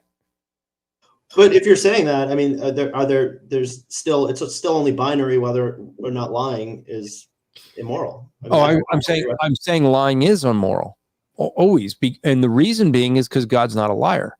Because to tell a lie is to go against the nature of God, and therefore I would say yes, it's always wrong. But when we give these scenarios, there's always a third option, right? And so I can appeal to a third option in those. I don't have to appeal to either you lie or you tell the truth. I can deflect. So do you think it would be appropriate for a man to live his life? It would be better for a man to live his life without ever lying, full stop. If we could, sure. Well, I bet that, yeah. And that, it's the kind of like, my girlfriend asks, how do I look in this dress? And I, you look terrible. I think you don't have to answer either. Right. You don't have to answer, but, I mean, have you ever asked someone a question and they ask you, do you really want the answer to that? and then you basically know the answer, or you assume the answer. Well, but would you want to disabuse a child of his belief in Santa Claus because of your commitment to honesty? Say that again.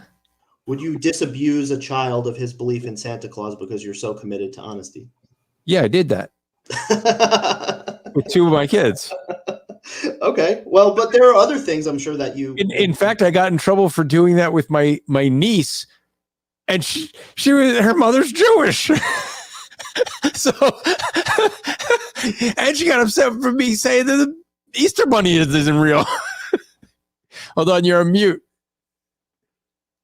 You're muted. Oh yeah, sorry.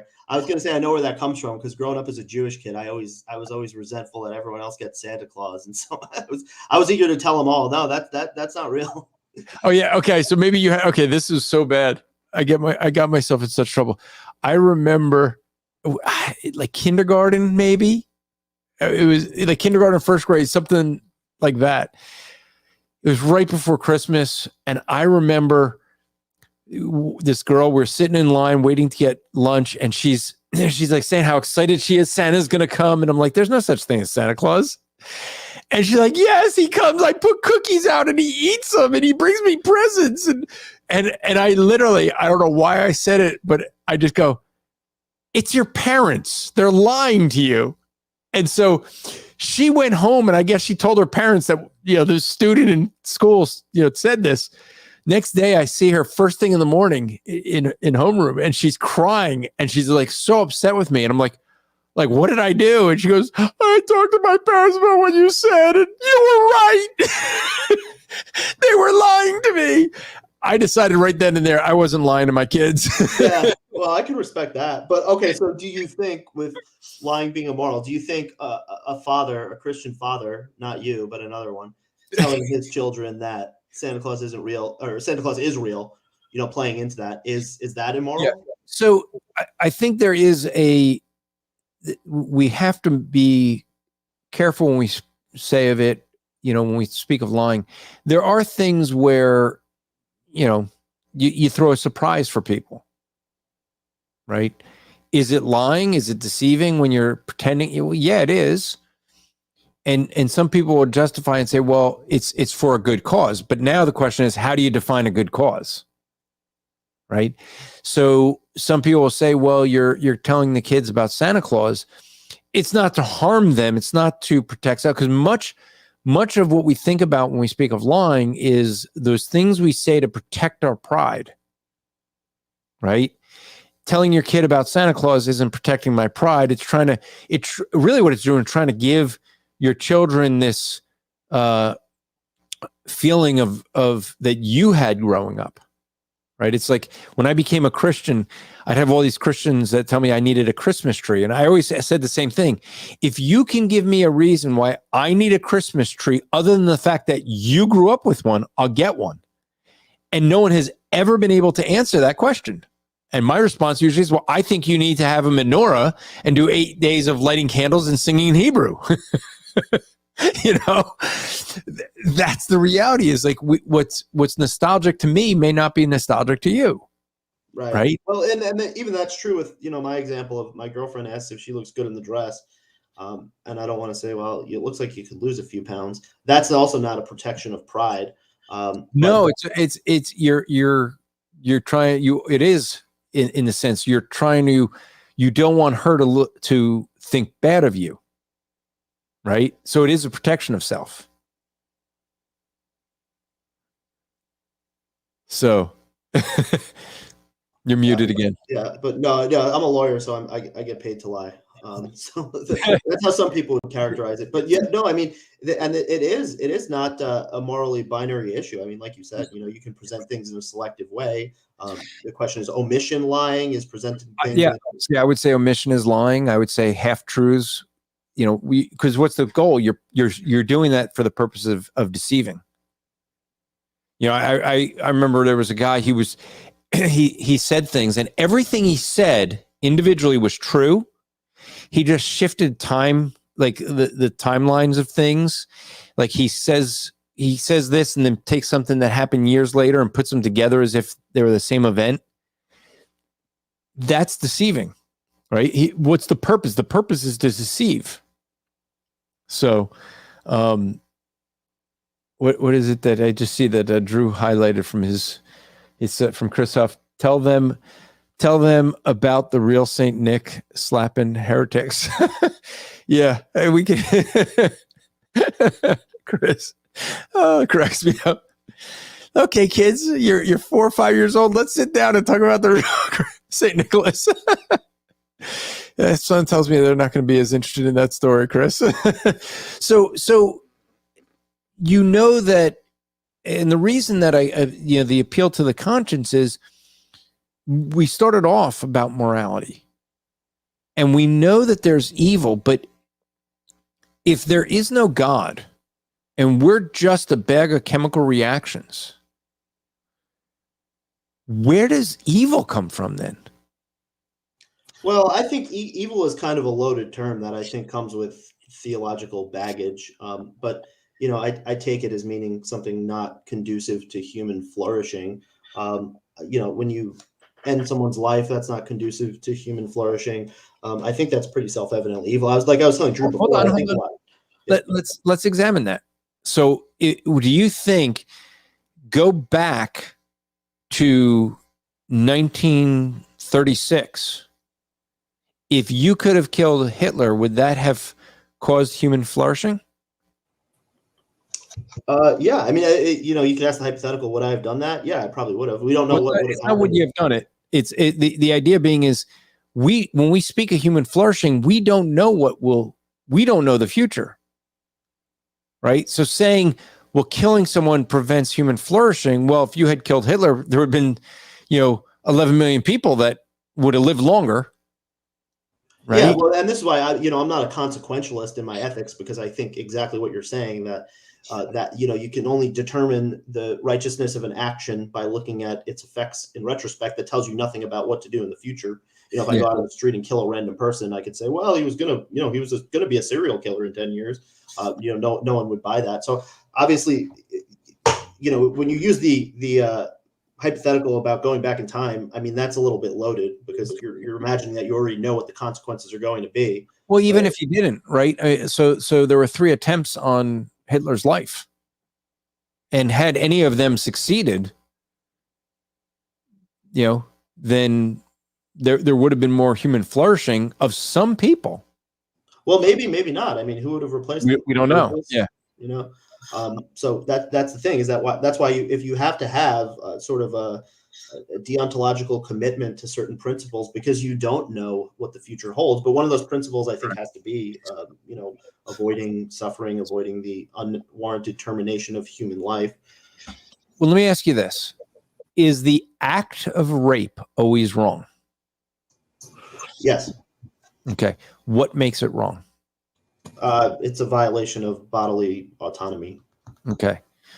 And I always use this example. I think it was in Jersey, there was a dentist. I forget how many women he did this to, but basically he would put women under and what we would say rape, but they didn't even know they were raped.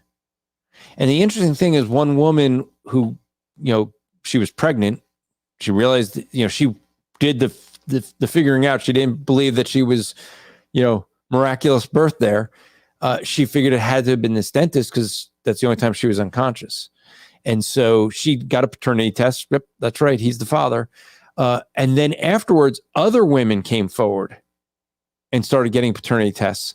And the interesting thing is, they ended up realizing that some of these women didn't have the PTSD from the rape until they found out afterwards. Sure. Yeah. Using that, you could justify raping someone who's mentally retarded or something like that. But yeah, this is why it's a multifactorial analysis, ethics and morality. It's a sticky wicket. But part of it is, at the least, to incentivize or disincentivize future behavior. So if we say, well, that rape was okay because, those particular women didn't suffer the psychological consequences that most rape victims do, therefore we're not going to punish him.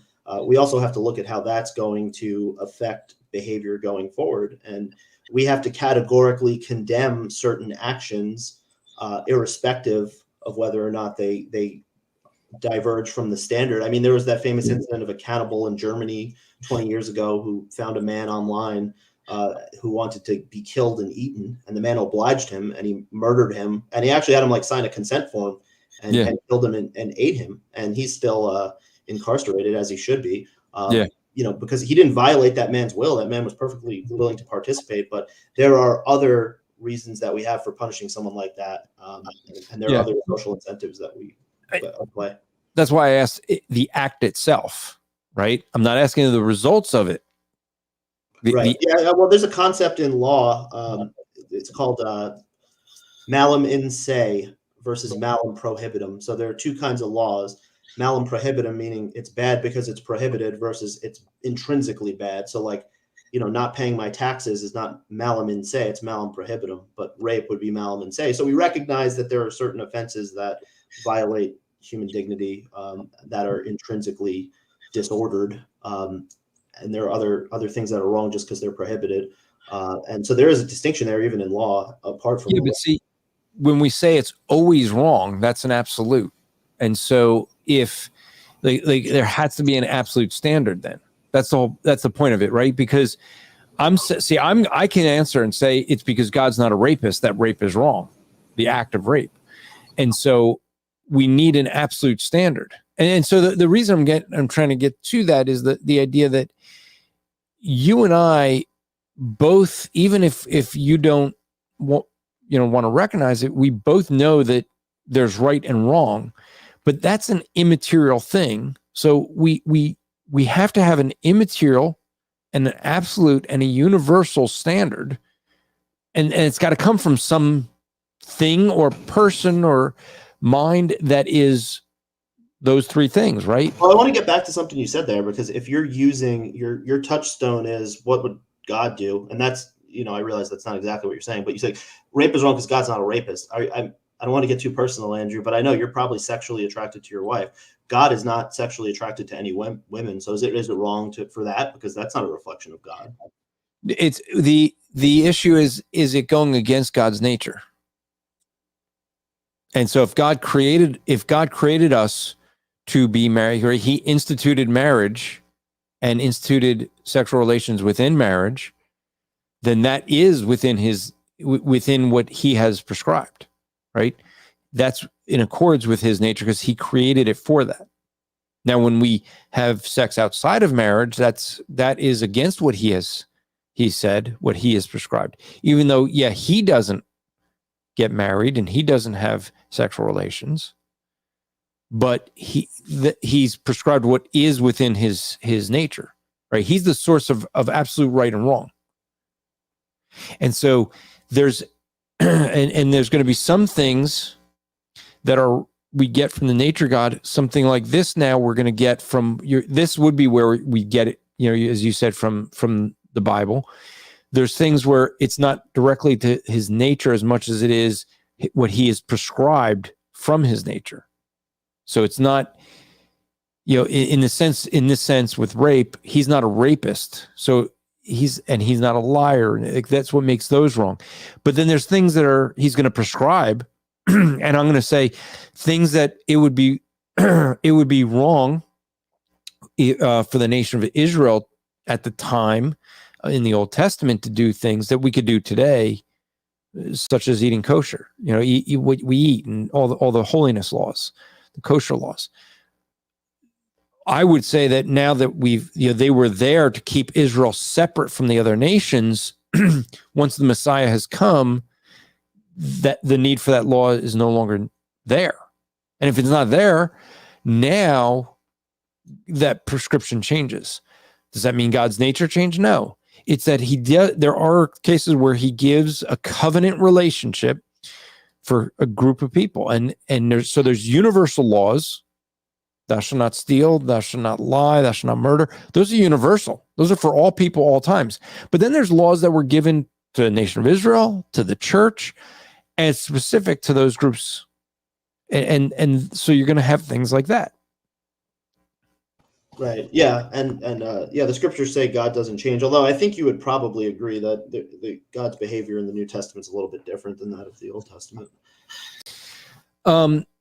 I won't say his behavior is different. I'll say that the covenant relationship he has is different. So he works differently with the covenant people he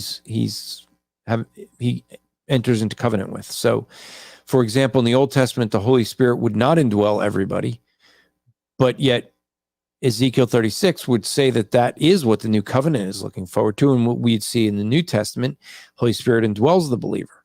Well, now he's dealing differently with believers between old and new, because now he's indwelling the New Testament believer, which he didn't do in the past, so that they don't need a priest, but they are a priest because they have direct communion with God. Ezekiel 36 has the heart of stone thing, right? Yeah. Okay. Yeah. So Yeah. I know you guys like that one. That one and Jeremiah 29 following are the two that you end up seeing the description of the new covenant, which is what we would see the covenant we're in now. So I mean, I'm curious to see, in the few minutes we have left, I mean, what really holds you back? You've studied, you understand, what is it that holds you back from receiving? Okay, I think the most powerful argument against any one religion to me is, and I kind of thought of this before I read about it. It's called formally the argument from inconsistent revelation. I would call it something like the argument from multiplicity or plurality or something like that. But the fact that every group of people, independent from one another, has developed such divergent ideas about God, and many of them have developed God, and you may say, well, that speaks to an intrinsic desire toward a deity. But the fact that every group of people has developed very different ideas, to me, bespeaks the fact that none of them are true. I know I've listened to I-10 Bruggen-Kate, who would say, well, because there's counterfeit money, does that mean there's not real money? And that kind of rings hollow to me. And so the analogy I would use is, if you went to a country and you landed and you were told the national currency is dollars, and then you go to another town and they tell you, no, the national currency is euros, and you keep going from town to town and you're told there's a different national currency, I would think that it would at least be reasonable to conclude that there is no national currency, despite the fact that all these different groups lay claim to there being a national currency. So that, to me, it's very difficult to commit to any one religion in light of the circumstances around the world and historically. All right, so let me appeal to that. So how many religions do you think there are in the world? Probably hundreds. I mean, it depends if you count sects, but at least a couple dozen major ones. I'm going to argue for two. God's religion and man's religion, right? Correct. Right? And so the reason you see such distinction in man's religion is because the focus is not on what God is doing, or what God has done, I should say. It's focused on man trying to do something to earn that righteousness. And so the reason you have differences is because you end up having human beings that are trying to gather a following. So they got to be different from that guy. I mean, if you know the founding of Mormonism, right? Joseph Smith goes, he was told all these others were wrong. He's the one, right? It's always someone that says they're the only ones. You know, same with Muhammad, and you know, it's like all these others are wrong, but listen to me, right? Where Christianity is the only religion in the entire world that's, if you look at all the religions, it's the only one that says you can't work your way. You can't do any works. There's nothing. It's not about what you do. It's the only one that can rectify a God that's both just and merciful, because justice and mercy are mutually exclusive. All right. If the law said that if you slap me in the face, I must slap you back with equal weight. Well, I can slap you with equal weight. That's justice. I could not slap you. That's mercy. But if I like to tap you, it's neither. Right.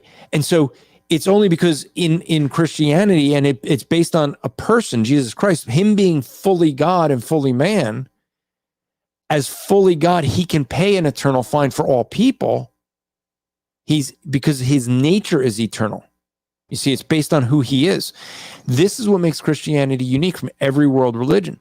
Right. Because, It seems to me that you're arguing that Christianity is unique, conceded, but that doesn't speak to the veracity of it. I mean, Hinduism is unique in a lot of senses.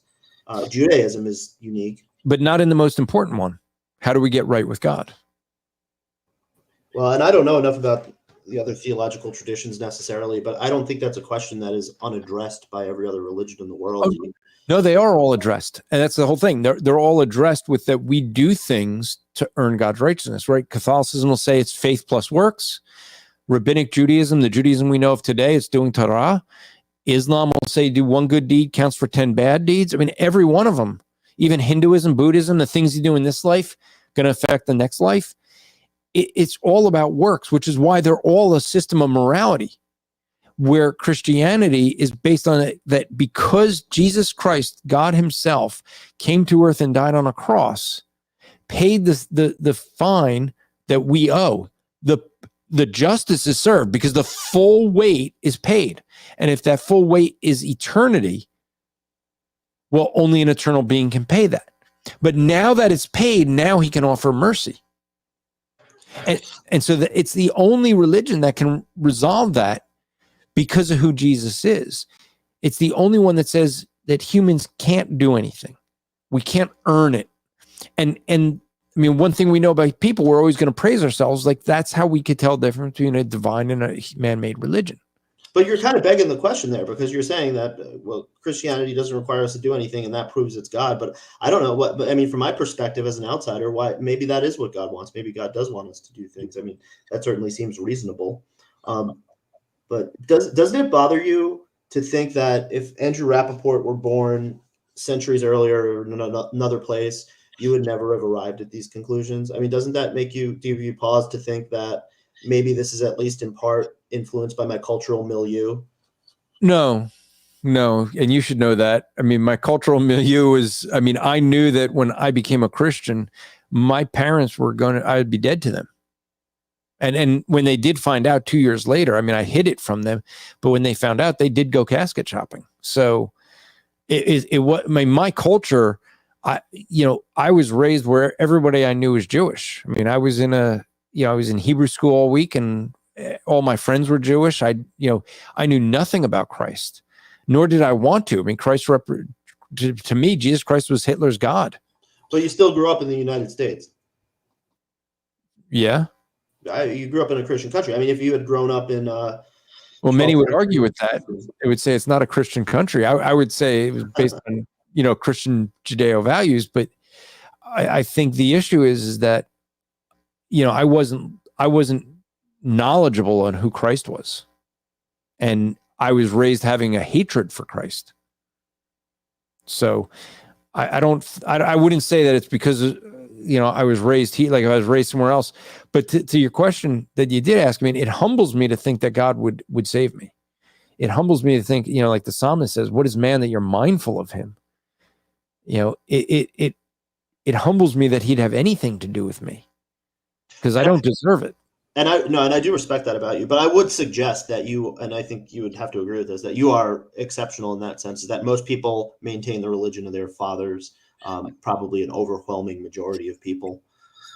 Yeah, I mean, I think that you have that for many religions except Christianity, right?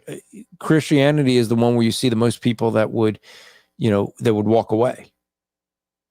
And I would argue the reason is because every other system is a system of morality and control, and Christianity is not. Again, it's what makes it unique. So let me. I know it's top of the hour. I've thoroughly enjoyed this. I hope that you will come back, because I mean, some great questions, and maybe what we could do is get some, you mentioned Jason Lyle and some others. Well, maybe we can do some things where we have some others come in here and, answer some of your more specific questions toward some different topics. So you and I could talk offline and see, set some things up like that. It might be really neat. But I am amazed with your understanding of Christianity, and, I'll do as, just like Drew did, I want to appeal to you. I want to appeal to your conscience.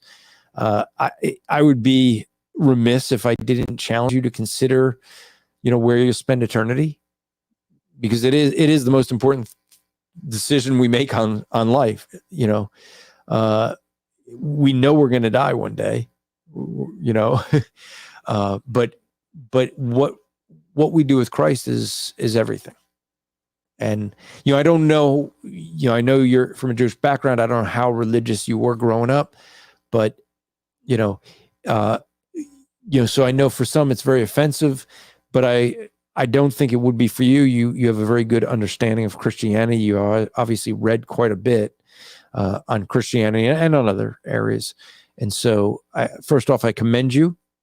Your accuracy with Christianity is really commendable. And I've been praying for you, and I'll continue praying for you. Here, I should put this comment up that Drew starred, because this was really funny. Melissa said this: "Can you imagine how awesome it would be if Evan got saved? He definitely has the beginnings of a reformed beard." So that will, but I do pray that you it's not just an intellectual discussion.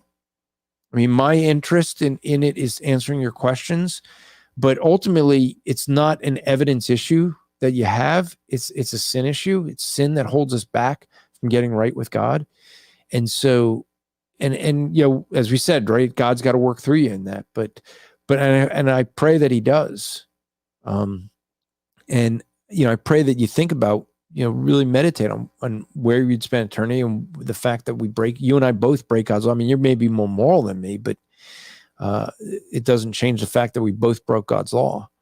So, I really appreciate you having me on. I'm humbled by what you said, and I do really strive to understand your faith, even if I don't agree with it, and I certainly don't mock it. And I have a tremendous amount of respect for you and Justin and Drew and Chris and everyone. And I would be honored to speak with Jason Lyle or anyone else. And I would be honored to come back on at all if you would have me, because I do have a lot more to ask you.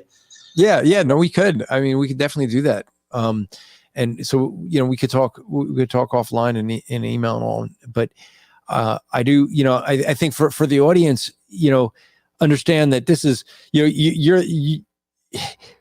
for Jewish people, we're trained to debate. right? Just I don't know about your family, but just sitting around a kitchen table at dinner, my father would make us debate one another, and not for any emotional things. And I hope that came through for folks. Is you don't see Evan and I yelling at each other, fighting with you, calling each other names. It's an iron sharpening iron experience. Yeah, this is why I argued that everybody, why are so many lawyers Jewish? It's the only profession we can get paid to do what we were raised to do. I mean, I got 3 lawyers in my family. It's a profession where you get paid to debate. I mean, hey, so, but I hope that this has been helpful for people to just see, and, but I really do appreciate you coming on. I appreciate you, the diligence in how you approach this. I mean, I find it that very few people do what you've done, what I know that I've done when I wrote my book, What Do They Believe, is to actually understand someone else's position from their position and articulate it accurately and be able to go to people that believe it and they're like, yes, you understand this.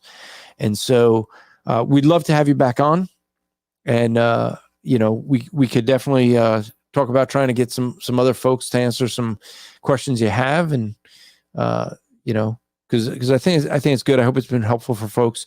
But I mean, most of all, I do pray that you'd repent, you'd change in thinking from trusting self to trusting Christ. It's the most important thing. Well, absolutely, and we'll see. I'm not. My mind isn't close to that, I will say. So. Anything is possible, but and I appreciate your audience too. They're very humble and kind, and that's what I expected, and they certainly meet my expectations in that respect, and are very Irenic and as Christians should act. So thank you very much, Andrew, and thank you very much to your audience. Thank you, Evan. So with that, next week, I will be back. Now, that may surprise people. I'll be back for 2 weeks, back to back. Yeah, that's the plan. I won't be here for Thanksgiving. I'll say that one. But I don't have, I'll talk with Drew. We don't have a specific topic yet for next week, but we'll, I'm sure, come up with something. I have something in that I'm going to run by Drew.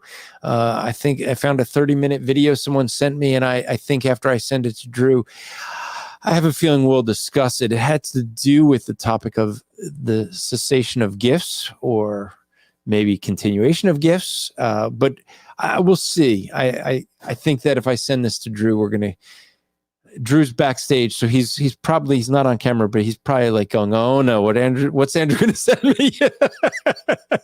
I think it'll trigger him. I'm just saying. There he is. He's back on camera. So I'll try to trigger you with a video, and I'll see if you want to respond to it with me. Well, you know what happens whenever we do that? We never get more than a couple minutes into the video for the whole show. Well, okay, I will admit that this video, I think it was the 8-second mark when I caught him in a fallacy. So he's pretty right out of the gate, but we'll see. So we may do that next week. So until then, just strive to make today an eternal day for the glory of God, and we will see you next time. Thank you, Evan, for coming on.